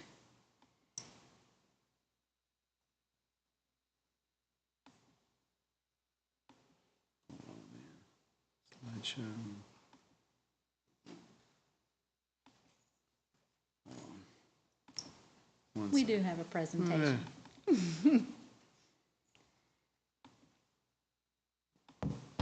There. All right, so just click that on here. Okay, let's see if that goes there. Yeah, okay. First of all, I want to thank you for having me here today, and I appreciate the opportunity to speak with you guys. My name is Wanda Jaffe. I'm going to introduce myself one more time. I'm the Deputy Division Director for the Professional Licensing Boards. I have been a part of the Professional Licensing Boards for 19 years. I've worked in every position. I started out in the call center. I've worked as an analyst, I've worked as a supervisor, acting executive director, licensing director, and now I'm the deputy division director. So to say I've had my fingers in a few pots would be an understatement. So I was asked to present to you guys regarding our licensed mental health professionals. So what I have here listed on the slide is our psychology board and what we call our composite board. It's not to be mistaken with the Georgia Composite Board, the medical board. We have, our composite board is our licensed professional counselors, social work, marriage and family therapists. So we call them a composite because we group all of them together in one board. And then we have our psychology board. We have legislation that came in for a behavior analyst board. So that is in the rulemaking process right now, and that's going to bring along with 3 additional license types also in this mental health field. So minimum processing time, I'm going to walk through a little bit about mental health and our application process, and many of you probably know, I'm going to take, for example, a professional counselor. You have to complete your degree first. And depending on the type of degree, whether you're a specialist degree or a master's degree, depends on how many years of directed experience that you have to have before you can even apply to us. So right now, it's a minimum of 2 years is how long it takes, but you have to get a certain amount of hours. So if you're working part-time because you're trying to, raise a family and get this degree at the same time, you may not be able to earn all those hours in 2 years. So it may take you 3 or 4 years. So we say a minimum of 2 years. Once they've got that direct experience and they have their degree, then they apply to us for licensure. When they apply to us, we have to review that application just to approve them to sit for their exams. Okay? The board meets because they do require signatures. I wanted to let you know this. In our composite board, every application has to be signed off by 2 different board members. Every application. So we have to get them to look at those boards, look at those applications. Once we've got the approvals, then we can go forward and get them to sit for their exam. They have a year to take the exam. I want you to think about this. So I had an example, and I didn't bring it with me, but I had this gentleman that graduated in 2015 for a professional counselor, got 4 years of directed experience, finally got all his requirements, submitted his application in July of 2023. We reviewed him. He was still short, even though he had a master's degree, he was still short education hours. And the reason being is because the law has got it in place where they have to obtain in certain curriculum so many hours in certain areas. So his degree was already short. Okay? Then on top of that, he applied in 23, he graduated in 2015. Can you imagine taking an exam 8 years later after you've gotten out of school to get your license? So they have 3 attempts to take and pass the exam. Okay, once they have taken the exam and they've passed, it can take 1 to 6 weeks to get the results back. Each profession, each license type, and this is where we get really drilled down into it. Professional counselors, they take their exam through one organization. Clinical social work, they take it through a different association. So each proctor gives us their results in a different fashion. Okay, so once we get those results in, we can get it forward, then we can issue the license. Because every application requires a board member to look at it, this board meets every month. They meet every 30 days. And it has completely crashed the system. I know, right? So I've got to add, I'm probably jumping ahead to probably a slide that you got coming. Uh-huh. So is it safe to say that possibly going ahead and taking the exam while it's relatively current could speed up the entire system, and then you don't get your license until you have these 4 years or 3 years or 2 years complete before you actually get the license, but they've already got the exam out of the way? Is that a fair statement? And that's why you're in the position that you're in. Yes, okay. that is going to be one of my recommendations further down the line. Yes. So items that can delay an application. First of all, we're in MLO, which is our older legacy system, and these applications are not online, so they have to mail in paper applications. So these applications are anywhere from 6 to 20 pages long. So depending on if they've submitted everything in their application, that depends on how long it takes for us to process it. A lot of times when they get ready to submit their application, maybe they don't their supervisor has deceased, they can't get in touch with them, they have to fill out a different form for a missing supervisor. So there's a lot of different nuances that can be handled in an application. The second point is where I was talking about. This board determines that if their degree does not meet the content area that's required for their education, they can require them to go back to school. The particular applicant that I was looking at last night and Friday he was short 12 hours in a particular core area. So instead of denying them, because you know denials have a negative connotation statewide when we're doing nationwide when we're doing compacts, instead of denying them, we just tell them that they're pending and they're allowed to go back and get that additional coursework to be able to move forward. National background checks, y'all have heard me talk about this before. Background checks, GBI, that's outside of our control, but we cannot approve them to get their fingerprints until they've submitted an application with us. And then we have to go out there and say, okay, yes, we have an application. Now they can get their fingerprints, and then we get their fingerprint results back. So in the past, they could just get their fingerprints done and have them sent to us. Now it's a multiple step process, but that's outside of our control. That is something that's done through the GBI. The composite board, again, goes back to agree on every application for approval, 2 board members. Let's say those 2 board members do not agree, then we have to send it forth a 3rd board member so that we can get a 2 board approval. So this is where it can go back and forth. Board members, every month we review approximately 500 applications per board meeting. And this is where we were talking about earlier, to allow the universities to get the approval for the national examinations.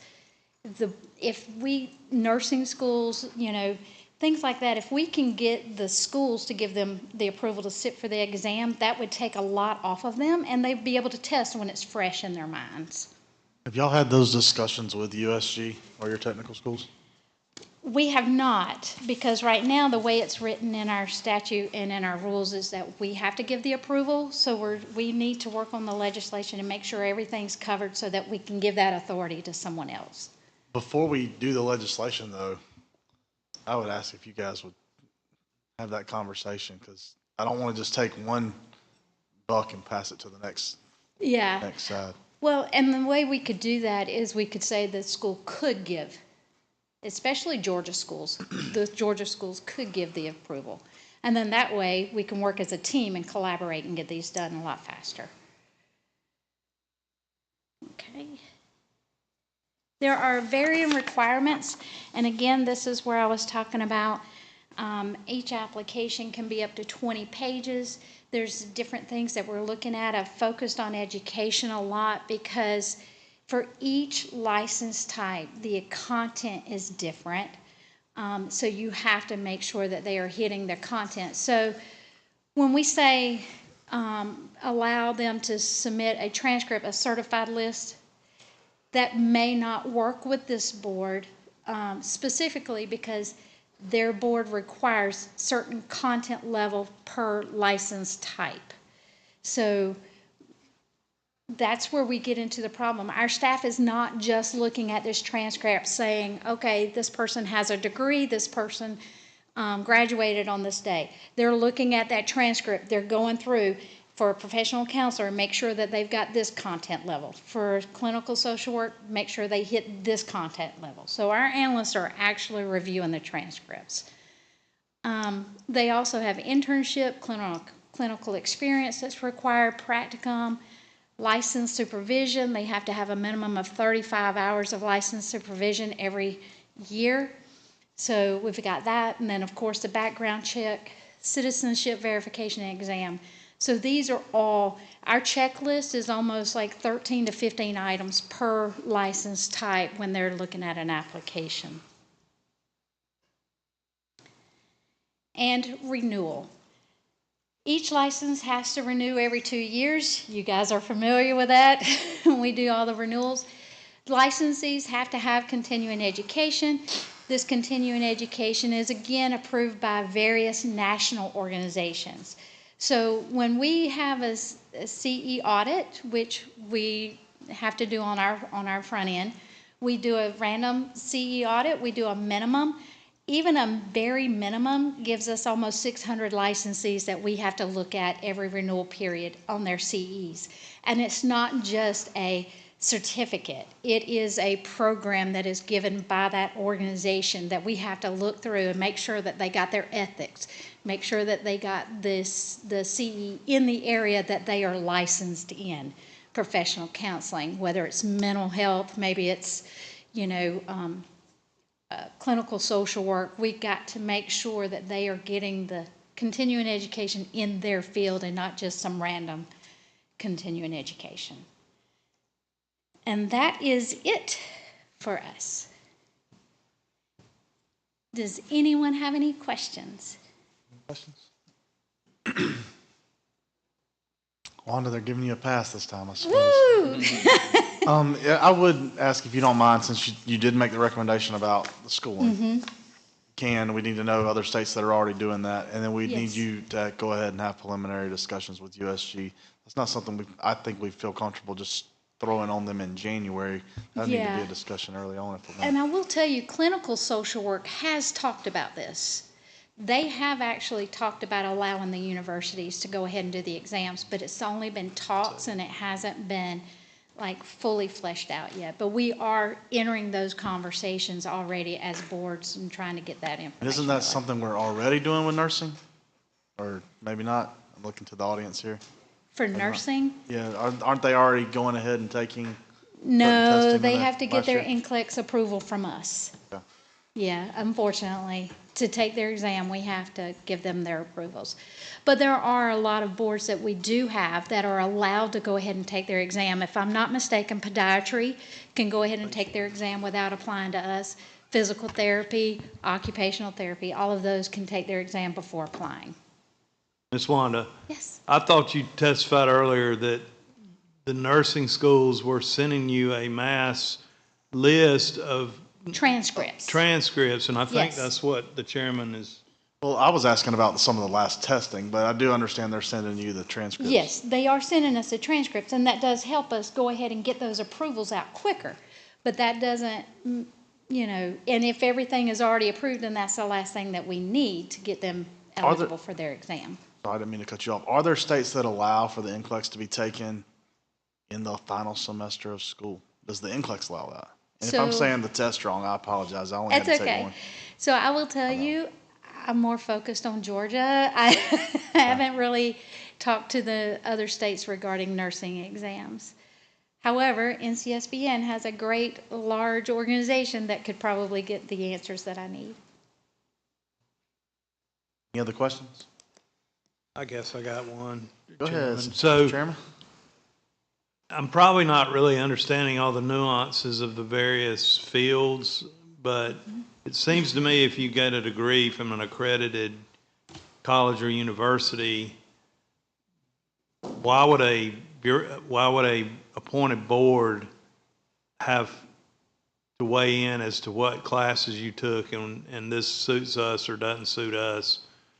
So Is it because if you got a social worker degree from UGA, there's specialties within that yes, and there's a specialties. special license you're trying to get under that, or?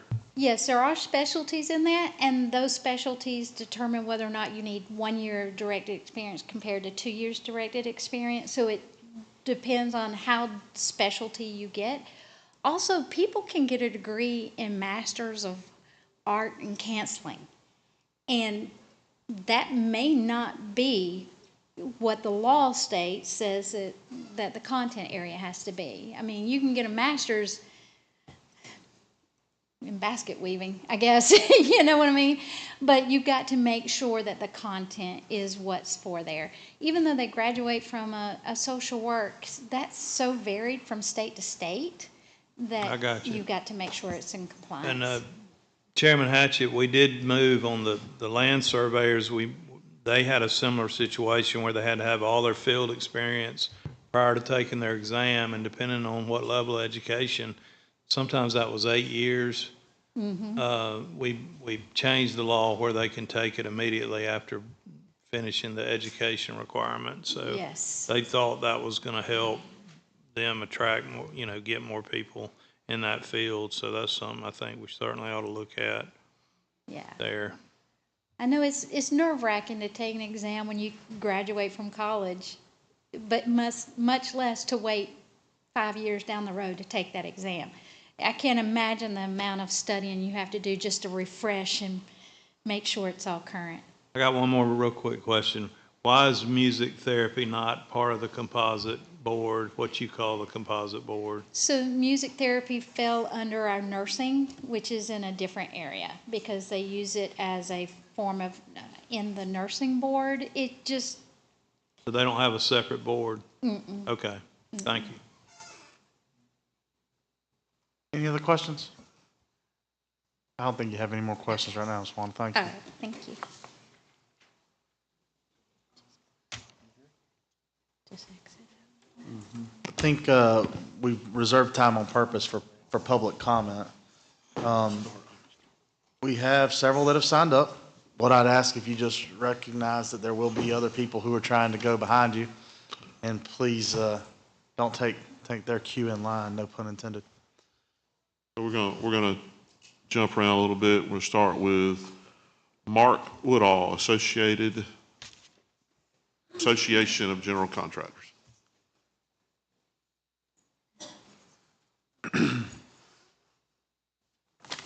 Thank you. I'm going to try and be as quick as I can. Mark Woodall, Associated General Contractors of Georgia. I got here 28 years ago after starting my career with Associated General Contractors in Florida, and was very surprised upon getting here that the state of Georgia did not regulate home builders or general contractors. Florida, Alabama, Tennessee, every state that touches Georgia had a very robust law. A couple of years after I got here, the General Assembly decided that we were going to regulate home builders and general contractors. The home builders politically had to have grandfathering to get their organization to support it. We didn't want it. But ultimately, we ended up accepting it because what had basically happened in Georgia, every state that touched Georgia had a license requirement, so those folks could come here without having to have one, but when we went to Florida, or we went to Alabama, or we went to Tennessee, or the Carolinas, we had to have one. So we started on this major effort to license residential home builders and general contractors of Georgia, and that's how we got where we are today. The original board of the home builders and the general contractors, every single general contractor member of that board was a member of Associated General Contractors, as was every member of the home builders board was a member of Home Builders Association of Georgia. Over the years, as things have changed, there's not a single member that I have on our general contractors board because of the administrative work that they're asking business owners to do on behalf of the board, as opposed to staff should do administrative work, the governance of the board should govern the board. So for the last, 5 or 6 years, we have not really had representation, and I think that's also true for the home builders, but you can ask them directly.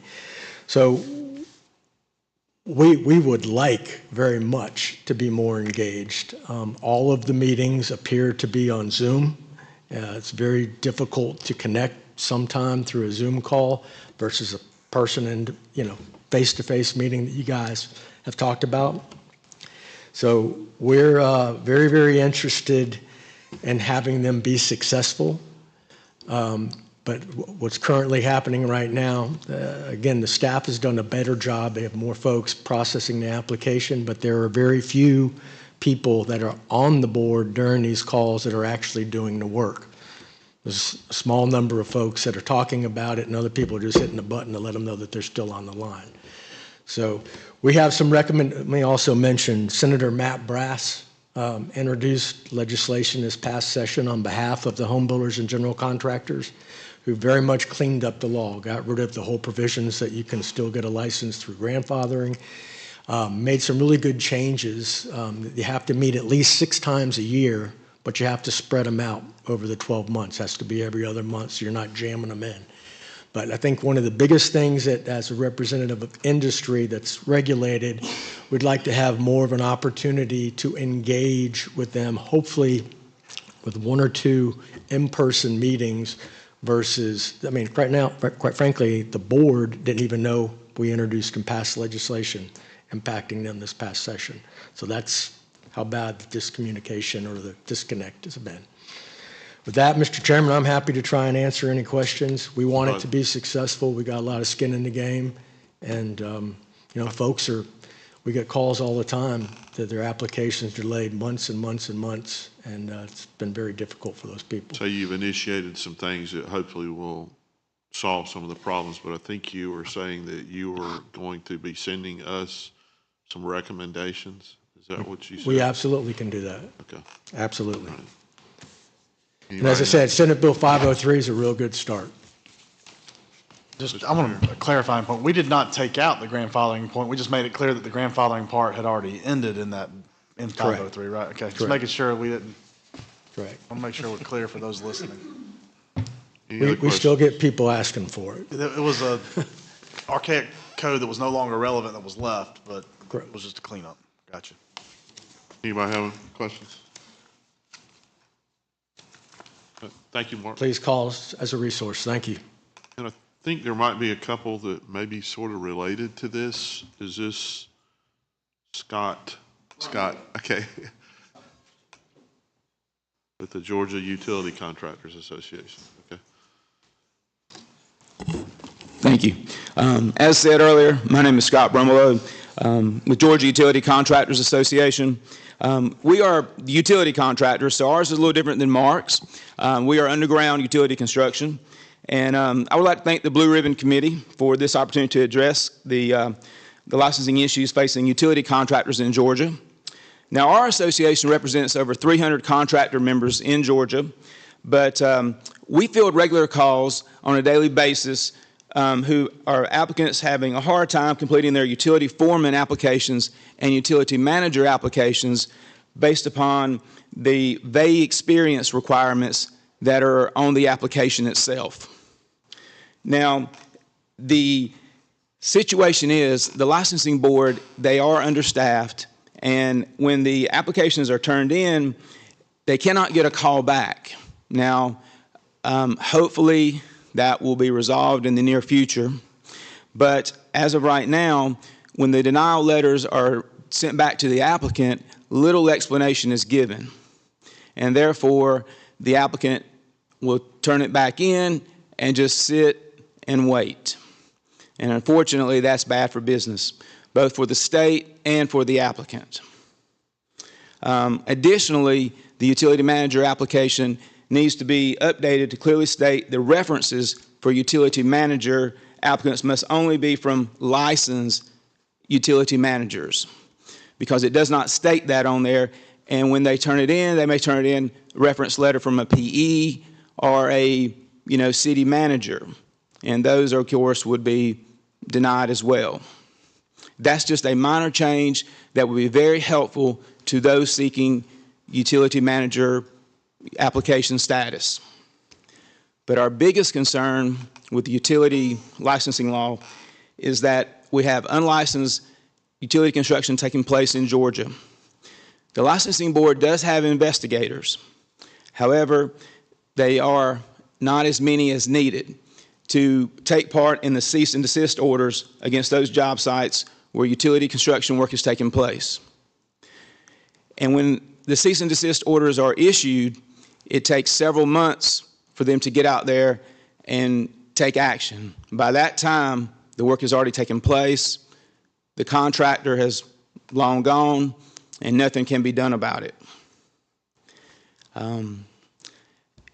We feel that these minor changes can be improved upon and it will improve the licensing law in the state of Georgia. Obviously, improving the call center, improving the application, and hiring more inspectors will make it much better. But these are desperate changes that are needed to improve the utility contracting licensing law. Of course, at this time, I'll take any questions that the committee may have. Anybody have any questions? Got any? Okay. Will you make sure you get us some of these requests in writing from Yes, sir. from your group? Okay. As of right now, the Utility Licensing Board on the Attorney General's desk is changes that will be hopefully brought forth for the legislative session. So they are working with the Licensing Board and hopefully the Attorney General's office is at this present time. So it's making positive changes. I just wanted to make sure that everyone is aware that this legislative session, we need firm changes to the licensing law. Thank you. Anybody else related to the construction world? Yes. What's your name? Jason Lee. Okay, come on up, Jason. Got you right here at the end. Okay.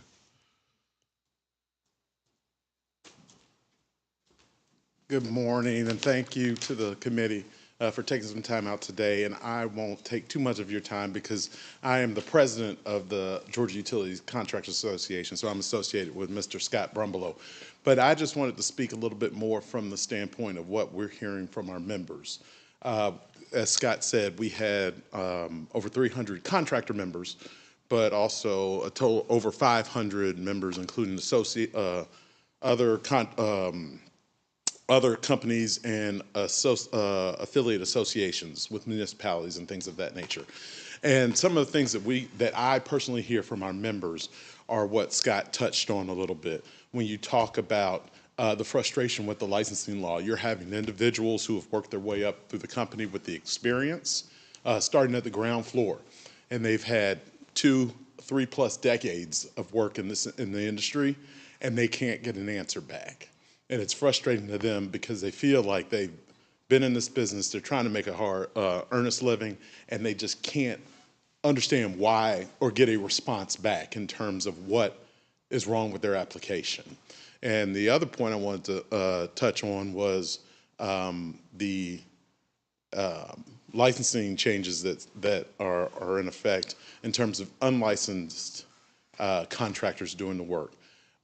We try to do our best to make sure that everybody is licensed and help them to be licensed.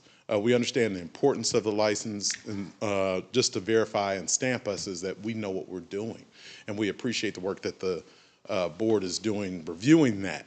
But the enforcement of that is huge in our industry, because I think we've sent we get, as Scott mentioned, we get calls every day, and we send notes and messages every day about the fact that there are unlicensed individuals doing this work out here, which causes problems, because from a personal standpoint, we end up having to go and fix a whole bunch of it from that standpoint after the effect. And they keep popping up, and we're aware of them, and we're trying to make everybody aware of them to try to resolve that issue. But I think, like I said, I didn't want to take up too much of your time, but I at least wanted to give a little bit more of a personal side that we're seeing and that we're dealing with in the industry. As well as the last point that I'll touch on is that in terms of the feedback with the license application, is that I've even heard from individuals who have applied, gotten a foreman application, for instance, gone through the renewal process, and for whatever reason their information they've not heard back, and then when they go to check on things, it's disappeared on their end. And so trying to track that and then get somebody, the personal one-on-one response would be greatly appreciated on our end.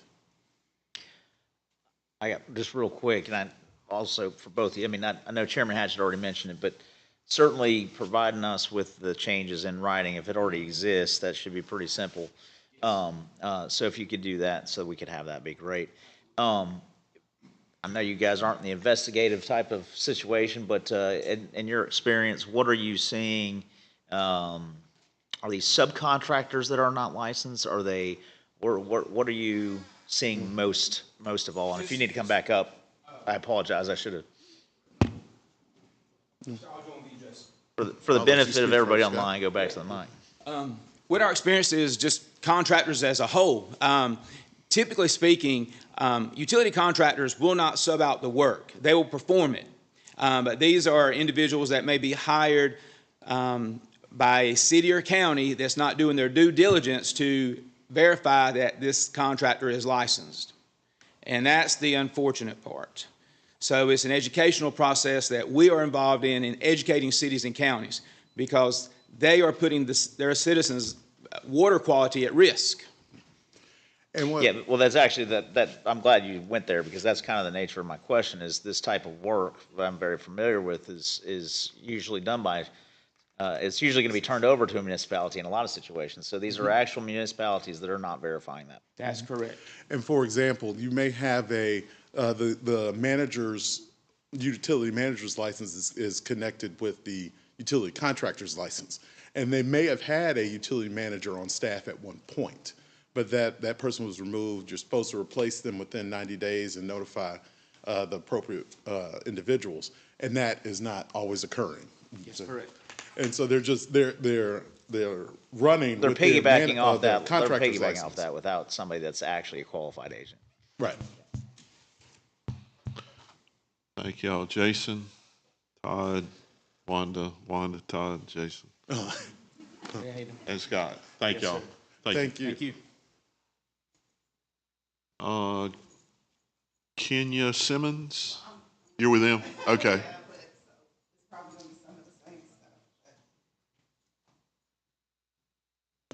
Usually the ladies have to clean everything up. No, they did a great job. Good morning, and thank you guys for having us. This is needed, this is necessary, and we appreciate the opportunity to work with you all. I like to be a problem solver and not point fingers, so I'm really a team player and want to work with any deficiencies that we can assist with in helping to make the whole licensing process for our industry better. We're open to working with everyone to do that. And my name is Kenya Simmons. I am the first vice president of Georgia Utility Contractors Association this year. And I'm also an owner. I've been a utility company owner for 35 years. I'm older than I look. I've been in the trenches, in the fields, on the bobcat, backhoe, whatever. I've installed numerous miles of pipe in the ground and all of that over the years. So I've seen it all. From the licensing aspect, what we're getting from our employees is, I'll give you one example. Have an employee that's been in the business probably 14 years, maybe 15 now, and he got his UF license back in 2017. He went to renew that license, and he went online. Everything was submitted that was required. It let him push the license application through, no problems. Like most people, he waited, went on to work, forgot about it. And when he thought about it, hey, it's coming up for, expiration, I need to check to see the status. It wasn't there. He tried to call and get someone on the phone and wasn't able to get anyone on the phone. This went on for a few months, and I think eventually I brought it to the Georgia Utility Contractors Association, and I brought it up in a board meeting. And he still doesn't have his utility foreman renewal, and he's had it, since 2017. And again, he's an industry veteran, so he had all the CE hours, he had all the credentials, because again, the system allowed him to submit the application. That's one example. I have another example of a contractor, that was trying to do his utility manager license and had his UF license. And they sent it back to him because they said there was some deficiencies, but those weren't clarified. So to get clarification, he called to speak to someone, was never able to speak to someone. So those are just a couple examples of the issues that my company has had, personally, that we've experienced. And we just want to work together with whomever we need to make it a better, more simpler process, without compromising the integrity of the whole licensing process.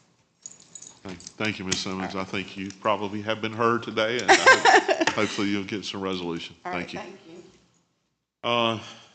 Next up, we'll switch gears here a little bit. Holly Benincosa with QABA. I'm a little familiar with this, so if you can, I'm not sure what you are going to present, but I hope that you can possibly succinctly tell us what you see the issue is and a resolution, and maybe not get bogged down too much and stuff, because I am requesting some information, but go ahead. I'll let you. Sure. Thank you, Holly. Good morning, committee members. My name is Holly Benincosa. I'm back here again today to testify regarding concerning issues surrounding the licensing board for behavior analysis in Georgia. Specifically, I want to highlight the alarming uncertainties and challenges faced by professionals seeking licensure, particularly the exclusion of the Qualified Applied Behavior Analysis Credentialing Board, or QABA, and the subjective practices of the current board.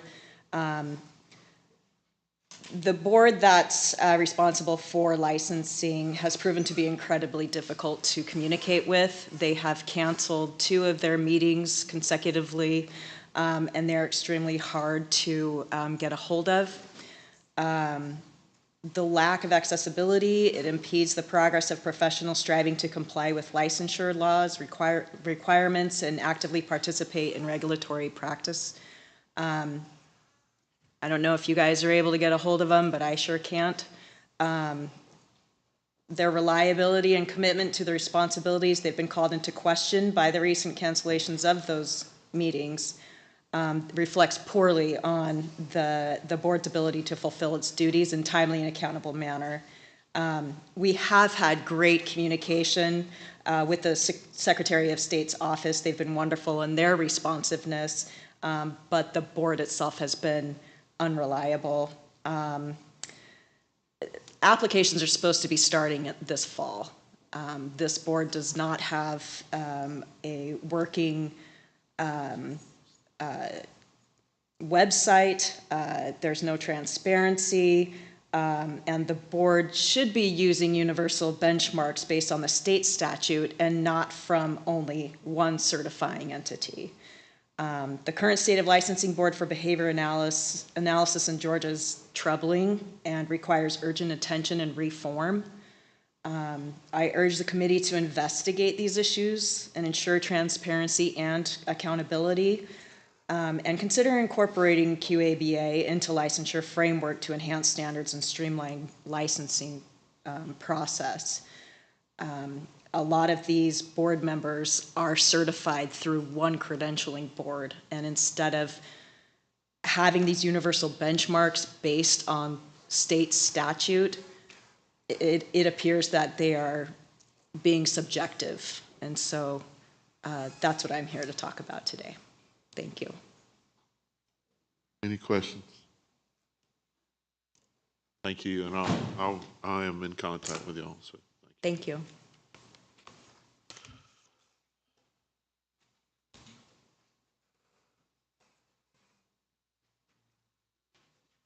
How about Robin, I can't read your last name, and Juliana with UARPRNs? Pension. Okay. Juliana, you going to join her? Or? Okay. I think I had a hard time pronouncing it last time as well. I'm so. sorry. But thank you. Thank you for having us. I'm Robin Pinchton, nurse practitioner. I am Director of Government Relations for UAPRN, which is United Advanced Practice Registered Nurses of Georgia. I want to thank Senator Walker for bringing the attention to our collaborative or our protocol agreement issues that we've been having. And I do want to state that for the past 18 months, when we first met with the governor's office and Mark Smith, that's the first time NPs, APRNs, and the Board of Medicine has ever had a relationship in the past 15 years or so of having this protocol agreement in place. And with Mark Smith, and since Jason has taken over, we probably text, I think, weekly, almost daily. We have phone calls. I mean, he is really, really working with us, trying to find a resolution to this crisis that we have. Currently, I just spoke with Tara, who's Executive Director of the Board of Nursing. They did send out the survey, as I mentioned last time, to all licensed professional nurses with a APRN delegation to their license. Our surveys thus far has shown about 550 outstanding protocol agreements that we know of. However, I'm still getting emails of about maybe 10 a week of NPs that have not received that email. So Tara is working to see if they have inaccurate or outdated email information for each nurse. And again, to Jason's point, their databases and their technology is outdated. They do not have a way to communicate or email with the APRNs in the state of Georgia. So we do have to tie in the Board of Nursing. The Board of Nursing is the only way that the Board of Medicine can communicate with us regarding rules, regarding updates, regarding, license issues, collaborative practice agreement issues, and that type of thing. And it is very time consuming for both boards. So we are working on that. So in reference to the protocol agreements, APRNs can work under two codes. They can work under 433423, which is going to be most of your NPs in hospital systems. They do have to have a protocol agreement. It does not have to be on file with the Board of Medicine. And I have examples I'm happy to send. I have Emory's, I have WellStar's. Basically, it's the hospital systems that are going to not have a protocol agreement on file with the Board of Medicine. For those of us, especially outpatient, in the outpatient setting, we practice under 433425. And the purpose of that is so that we can get a DEA number to prescribe scheduled meds. And we just have now are implementing our new Schedule 2 bill that was just passed this session. So, Senator Walker, to your point, I think we can simplify the protocol agreement process. We can eliminate, we don't have to have, currently it's 13 pages right now. We can shorten that to just address prescriptive authority. We don't have to have the radiological box. And there's little check boxes is what the protocol agreement is. We don't have to have all of that. We just need what is required by state law to prescribe legend drugs or prescriptive schedule drugs per Georgia law, what DEA requires. And I've sent Jason several examples of how other states do it with one-pagers, and I know they're looking into it along with all the other things that the Board of Medicine is trying to do. I think Jason told me, I think there's 200 boxes that they found of protocol agreements or something with APRNs on it that they have to go through. And a lot of the stuff was just thrown into boxes when they moved, and they're trying to piecemeal all this stuff together. So I think we can find a way to simplify this.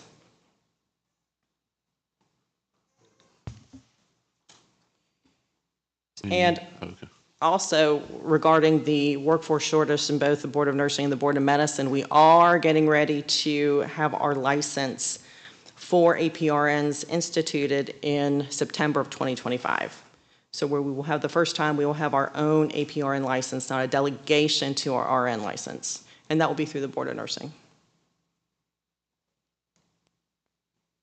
Anybody have any questions? Just real quick, on the ones that are operating out of hospitals, I'm assuming that the protocols aren't required to be filed because they're in a hospital setting, that there's procedures there that are, I mean, is that correct? Is that an accurate assumption? That they have to be filed with, wherever the nurse practitioner and physician work together, they have to be filed but there. in the hospital setting? Correct. They're filed there with their credentialing office or whatever office holds those. We're more comfortable with that because it's in a hospital setting and they have both. Thank you. And then we are required as well, no matter what code you're working under, we still have to keep a copy of our protocol agreement on file where we work with that physician.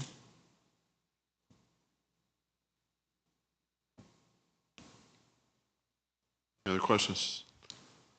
Thank you for the update. It does sound like y'all are working together, and hopefully we'll get stuff ironed out. We are, Make yeah. it a lot more efficient. Thank you. Yeah, this is the best relationship, or the only relationship we've had with the Board of Medicine, so we're very, very excited and happy to continue that. Thank you. Thank you.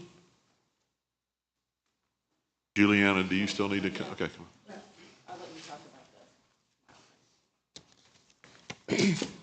on.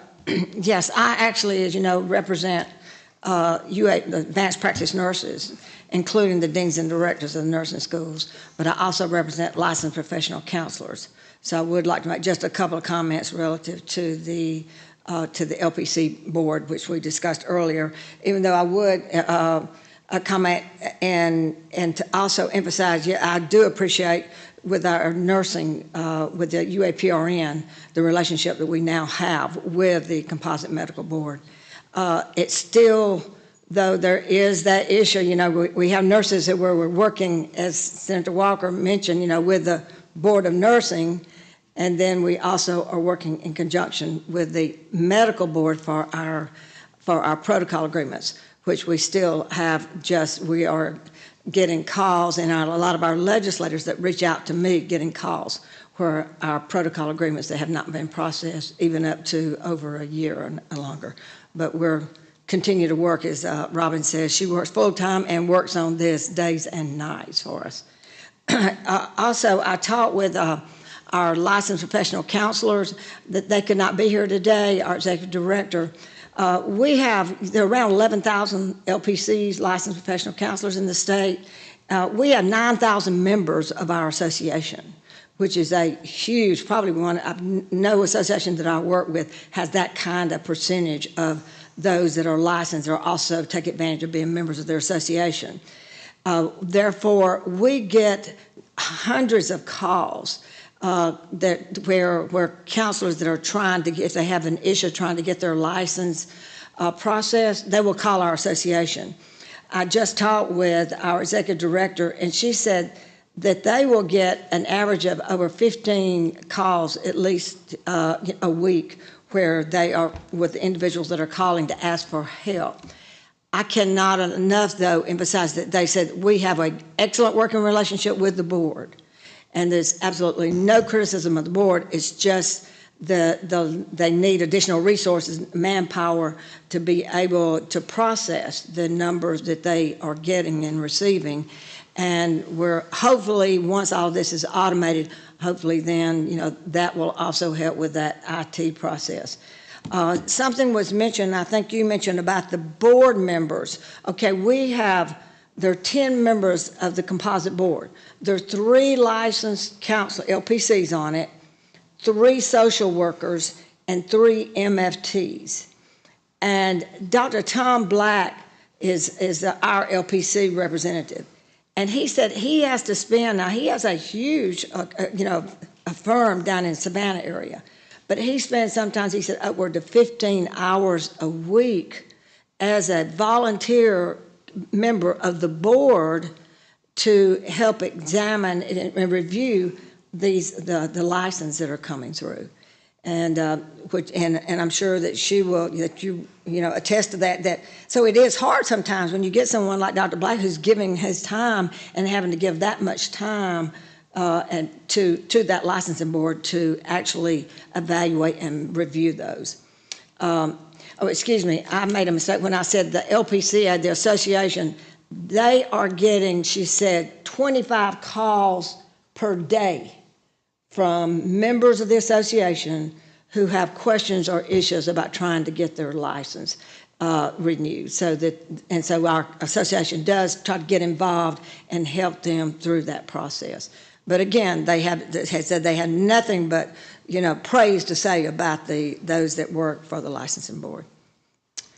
Okay, thank you so much. Any questions or? Yeah, anybody got a question? So when it comes to the LPC board, this is something my constituents have reached out to me about, and I've reached out to Chairman Tillery about this. How do we determine on the LPC board that the board members are following the rules and regulations of the board and that they don't get to make unilateral decisions regarding someone's professional license without going through and making sure step A, B, C, D, and E have been accomplished if they ultimately make the decision. And so if a board or several board members decide to go in a different direction, who then holds them accountable? That is a question that I'm sorry, I would not be able to answer, but before we answer that question, Well, to go to what you said about the gentleman that's in my district, Yes. that's volunteering the 15 hours to review the Right. licenses. At what point do we make the determination that that volunteer acting on behalf of the state at this point from the Secretary of State's office makes an error? Who does that fall to? Is there a staff person to review what their volunteer efforts were to do? Because they're not staff people, right? They are volunteer board members serving in that capacity to make approvals. Shouldn't it be staff doing that to then send to the board to make determination that it checks this box, this box, this box, and this box? Yeah. Okay, I'm going to address that because I deal with the board themselves. So what you're talking about is, first of all, our board members take an oath. Number one, they have an oath to uphold the Georgia state law. So if we do see a situation where a board member is not fulfilling their oath like they're supposed to, that is brought up with the governor's office, and those are issues that we have addressed in the past. Okay. The second thing is these general check marks that you're talking about, like making sure that we have the SVD, the citizenship, all of that, that is done administratively. However, the law states that 2 board members have to sign off on it. So 2, that's your checks and balances. We don't override the board. We work in conjunction with the board, but the board has the final authority. So if there is a question, and we've had this in the past, where an executive director has thought maybe this board member has overstepped their boundaries, that's when we bring it up in a full board meeting. We have an attorney general, representative, legal staff there to be able to go over rules of engagement to make sure that everybody is fulfilling in their role as they should. And final question, as we update laws in the General Assembly, who then updates the board that there has been a change in the law? As I've spoken to many other constituents, we've recently passed legislation and members of the board have no idea that this has changed. And so they're operating under previous guidelines where we passed these new laws that the governor signed, they've taken effect, and they have no idea. I don't want to get into it, he said, she said. We have staff that works with legislation throughout the legislation period. We get daily updates at the professional licensing boards. Our office gets daily updates on what legislation is coming through. That legislation is filtered through the executive directors. The executive directors do have on their reports, when they report to the board members, they have an executive director report where they'll say, this House bill is going through, this is at the senators, this is with your representatives right now. So there is communication going out. Attorney General rep also Yes, is on the board. and the Attorney General is also on the board. So there is information being filtered out. I would have to know that specific situation to find out why that board member was not aware, and is that board member a fully functioning board member, or is that one of our board members that doesn't attend on a regular basis? Maybe they didn't get the update. Thank you. Could I make a comment too relative to the laws? Also, back on the board with the composite board, also remember on it. Remember, I said we have 11,000 counselors. We have around 8,000 licensed clinical social workers and 800 MFTs. But yet, all of them have 3 each on the board. So you have an 11,000 LPCs, and those 3 members then are really much more overwhelmed because they have so many more members that are serving on that board. That's just an FYI. And as to the implementation of the laws, as you know, we worked this past session, we had a number of pieces of legislation that impacted, for example, nurses. We are working, and Robin and I we have spent untold hours now working between the governor's office and the medical board and the board of nursing, trying to now implement those new laws that you passed this past session on behalf of nurses. that we're having like the schedule 2 in a emergency situation. So we're having to work, not only we're working with the medical board, we're working with the pharmacy board, we're working with ours because we haven't completed the rules and regs. So even though the rule went into effect, even though the law went into effect July 1st, we haven't finished implementing those policies and procedures that must be changed so that we can implement and educate our nurses, our APRNs. They must also have additional training, so we got to make that training available. So it's been a lot of work just being able to implement all of those new laws. The death certificate, signing of the death certificate, Representative Mathis, that you're quite aware of, we're still working on that so that we can get the education in place so that we can train APRNs and PAs so they understand and know how to sign death certificates. So it's, I thought as lobbyists, now we work very hard to get the legislation passed, but then it takes us just as many hours, I think, afterwards to get all the rules and regs and policies in place so that we make sure that the intent of the legislation, that the rules and regs are put into place so that it does meet the intent of what you meant for it to do. Thank you. Any other questions?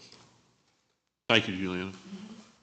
Next up are Ralph Jackson and Jason Murphy with the hearing aid, if y'all want to come together.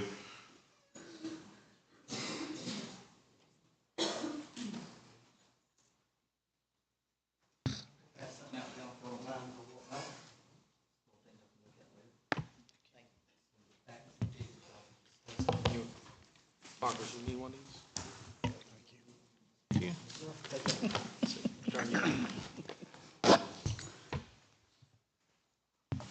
I want to thank the honorable members of this committee for the chance to speak. Just give you a little background. I met with T.J. Hudson on Friday the 23rd, and I wanted to thank him for being such a good listener. He's South Georgia Field Director for the Office of Lieutenant Governor Burt Jones. We discussed two items, the Blue Ribbon Committee and the Secretary of State's office. I do want to say, I know I'll never pronounce your last name right. Can I call you Mr. Todd? But it sounds like you've made some progress. I want to say thank you. Some of what I was going to say here is of how things have been in the past, and so I just want to make that clear. The Blue Ribbon Committee in its first meeting had casually mentioned eliminating the Georgia State Board of Hearing Aid Dealers and Dispensers, since hearing aids can be purchased online. Licensed hearing aid dealers and dispensers sell and fit prescriptive hearing aids. Without licensure, we could not fit prescriptive hearing aids. The manufacturers would not sell products to us to help the hearing impaired. Without professional licensure, 239 dealerships, 276 licensed dispensers, 70 in training, and 26 apprentices and staff would be out of work. Currently, there are 684 licensed audiologists and 34 assistants. If hearing aid dealers and dispensers were eliminated, you would greatly reduce the number of professional licensed individuals who are able to dispense prescriptive hearing aids. Eliminating the hearing aid board would cause a severe hardship on the hearing impaired. Of the audiologists, a large portion are speech pathologists, which do not dispense hearing aids. And a portion of the audiologists just work in clinical settings doing diagnostics, and they don't dispense hearing aids. So the greatest effect would be in rural areas, since most audiologists are in the Atlanta area. I was in a doctor's office in Atlanta last week, and he hasn't been able to hire an audiologist for 2 months. He has one that works part-time, but needs one full-time, and cannot find one to work. Now, this is just personal opinion, and please don't take this wrong. I think the Secretary of State's office could be fixed within 3 months. All employees need to go back to the office and quit working from home, no exceptions. My executive director claims productivity is up due to working remotely. I asked her then, why do you have the highest number of complaints ever? I never really got a response. When we have our board meetings, I hear sounds that should not be on a WebEx call. Very unprofessional. Go back, if we went back to the old SOS website, forgot goals, hardly anyone knows how to work it. Of course, I think maybe you're making progress. Stick with Bridge for the boards. Bridge may not be perfect, but everyone can work it. Now, you've been with 19 years. What was the system we had before Bridge? Epiware, yeah. Well, each system, that tells you how long I've been on the board. So each system that's come through is supposed to have corrected the problems from the previous. And, you know, Bridge is not perfect, but everybody can manipulate it. There's just a lot of issues with the goals. Now, I'm the board chair for the Board of Hearing Aid Dealers and Dispensers, and just like y'all, I get calls on a weekly asking for help with the SOS office. One individual I know recently told me he had to let someone go due to the SOS office not processing applications in a timely manner. And what that situation was with us, once you pass your laws and rules and you pass your practical, you can get an apprentice license. It's not your full dispensing license, but you're able to work, and you have to be under direct supervision for at least 8 hours a week. You have a year to complete that to get to take the ILE. Well, he never was given permission to take the information he needed to get to take the ILE. So he had to let this person go because he did not want to be employing somebody illegally, and which I almost bet you $1 to a donut that's going on because people cannot get through to the Secretary of State's office for help. I've had several tell me to call the number and is no longer in service, or they're put on hold for an hour or more and then hung up on, which sounds like maybe you've addressed some of those issues, and I thank you for that. As board chair, I have the right to call for additional meetings. My executive director told me she would have to ask her director. I waited several days, and after no response, I pointed out Rule 276-1-.03, which gives me the right to call for a board meeting. A day or so later, she responded by saying she did not have time to schedule a meeting. I and many others have lost faith and trust in the Secretary of State's office and staff. All true professions should be licensed, all of them. It protects the integrity of the profession, but more important, it protects the consumer. There are so many scams out there. You know, you see about a new scam every day. There was a scam on the news here recently about Social Security and warning people about that. As my father used to say, all the crooks are not on the used car lot. They're everywhere, and you have to watch out for them, and that's why professional licensure is so important. It's needed now more than ever, and I respectfully ask that no current profession board be eliminated or combined with another. The consumer should come first. The system worked well before someone wanted to fix it. Just remember the old Southern saying, if it ain't broke, don't fix it. And once again, I thank you so much for your time. Any questions? Jason. Thank y'all. Appreciate it. Hi, my name is Jason Murphy, second generation hearing instrument specialist. Currently serve as co-chair on the Hearing Aid Dealer and Dispensers Board in the state of Georgia. I appreciate the opportunity to speak to y'all. Studies show that 1 in 8 Americans have hearing loss. That means on this committee, more than likely one of you either have hearing loss or will develop a hearing loss in a short period of time. It is estimated that there are 44.1 million Americans with hearing loss, and that number is expected to double to 73.5 million Americans in the next 30 years. You may ask, what is the impact of hearing loss? Depression, anxiety, isolation, confusion.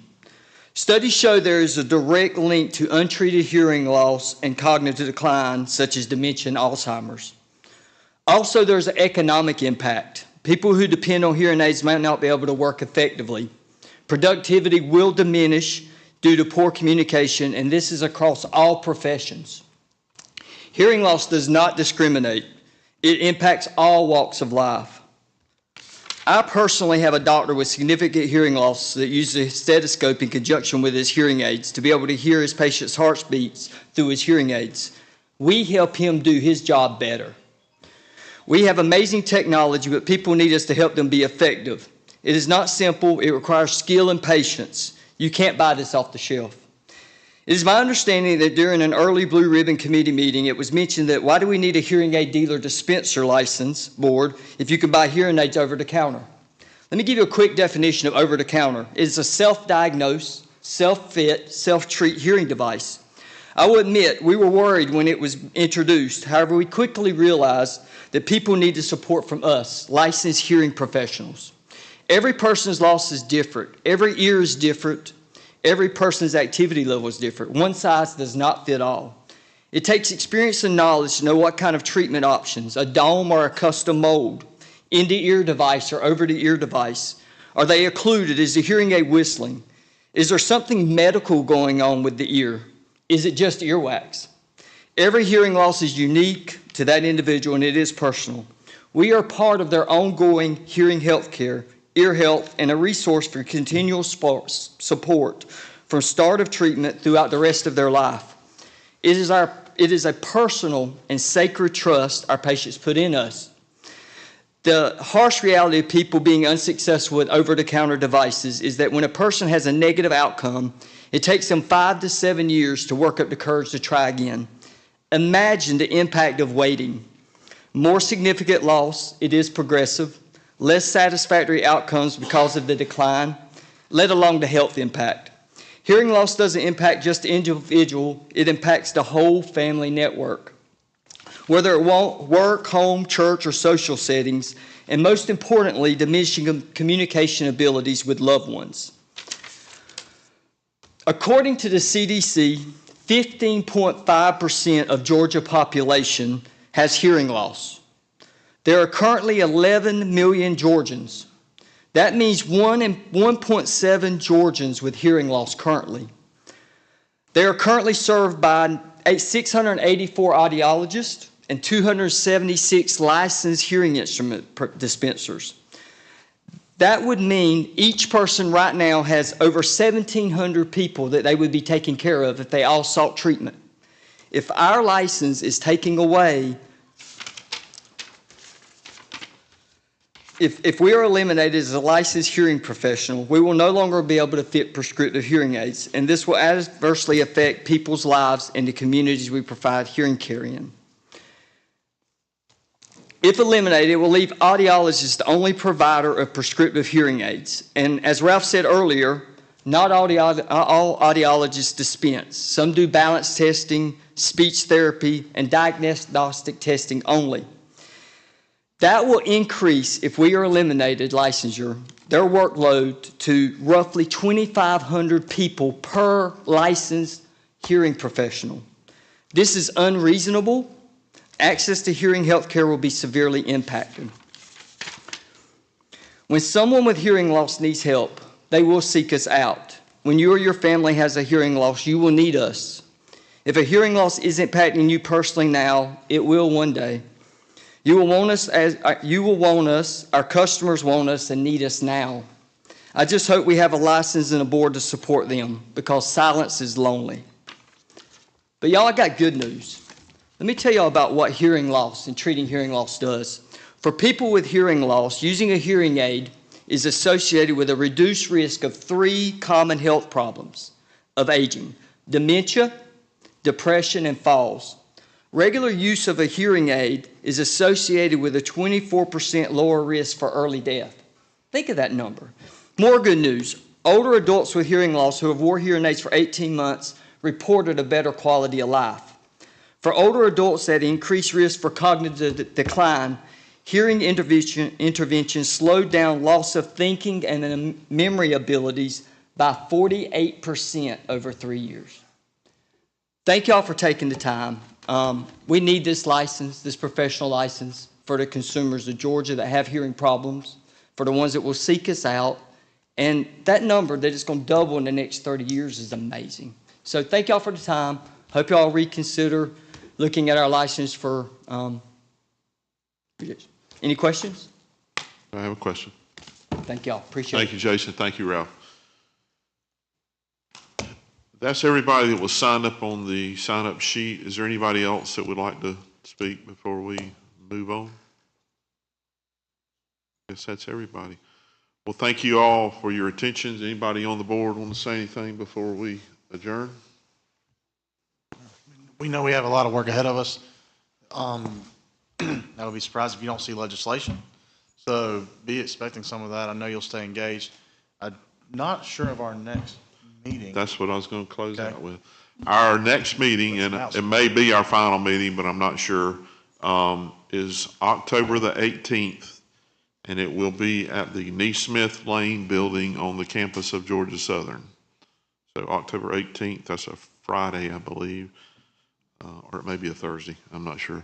October 18th is our next meeting. So thank you for your attendance and your attention and your participation, and until then, we're adjourned.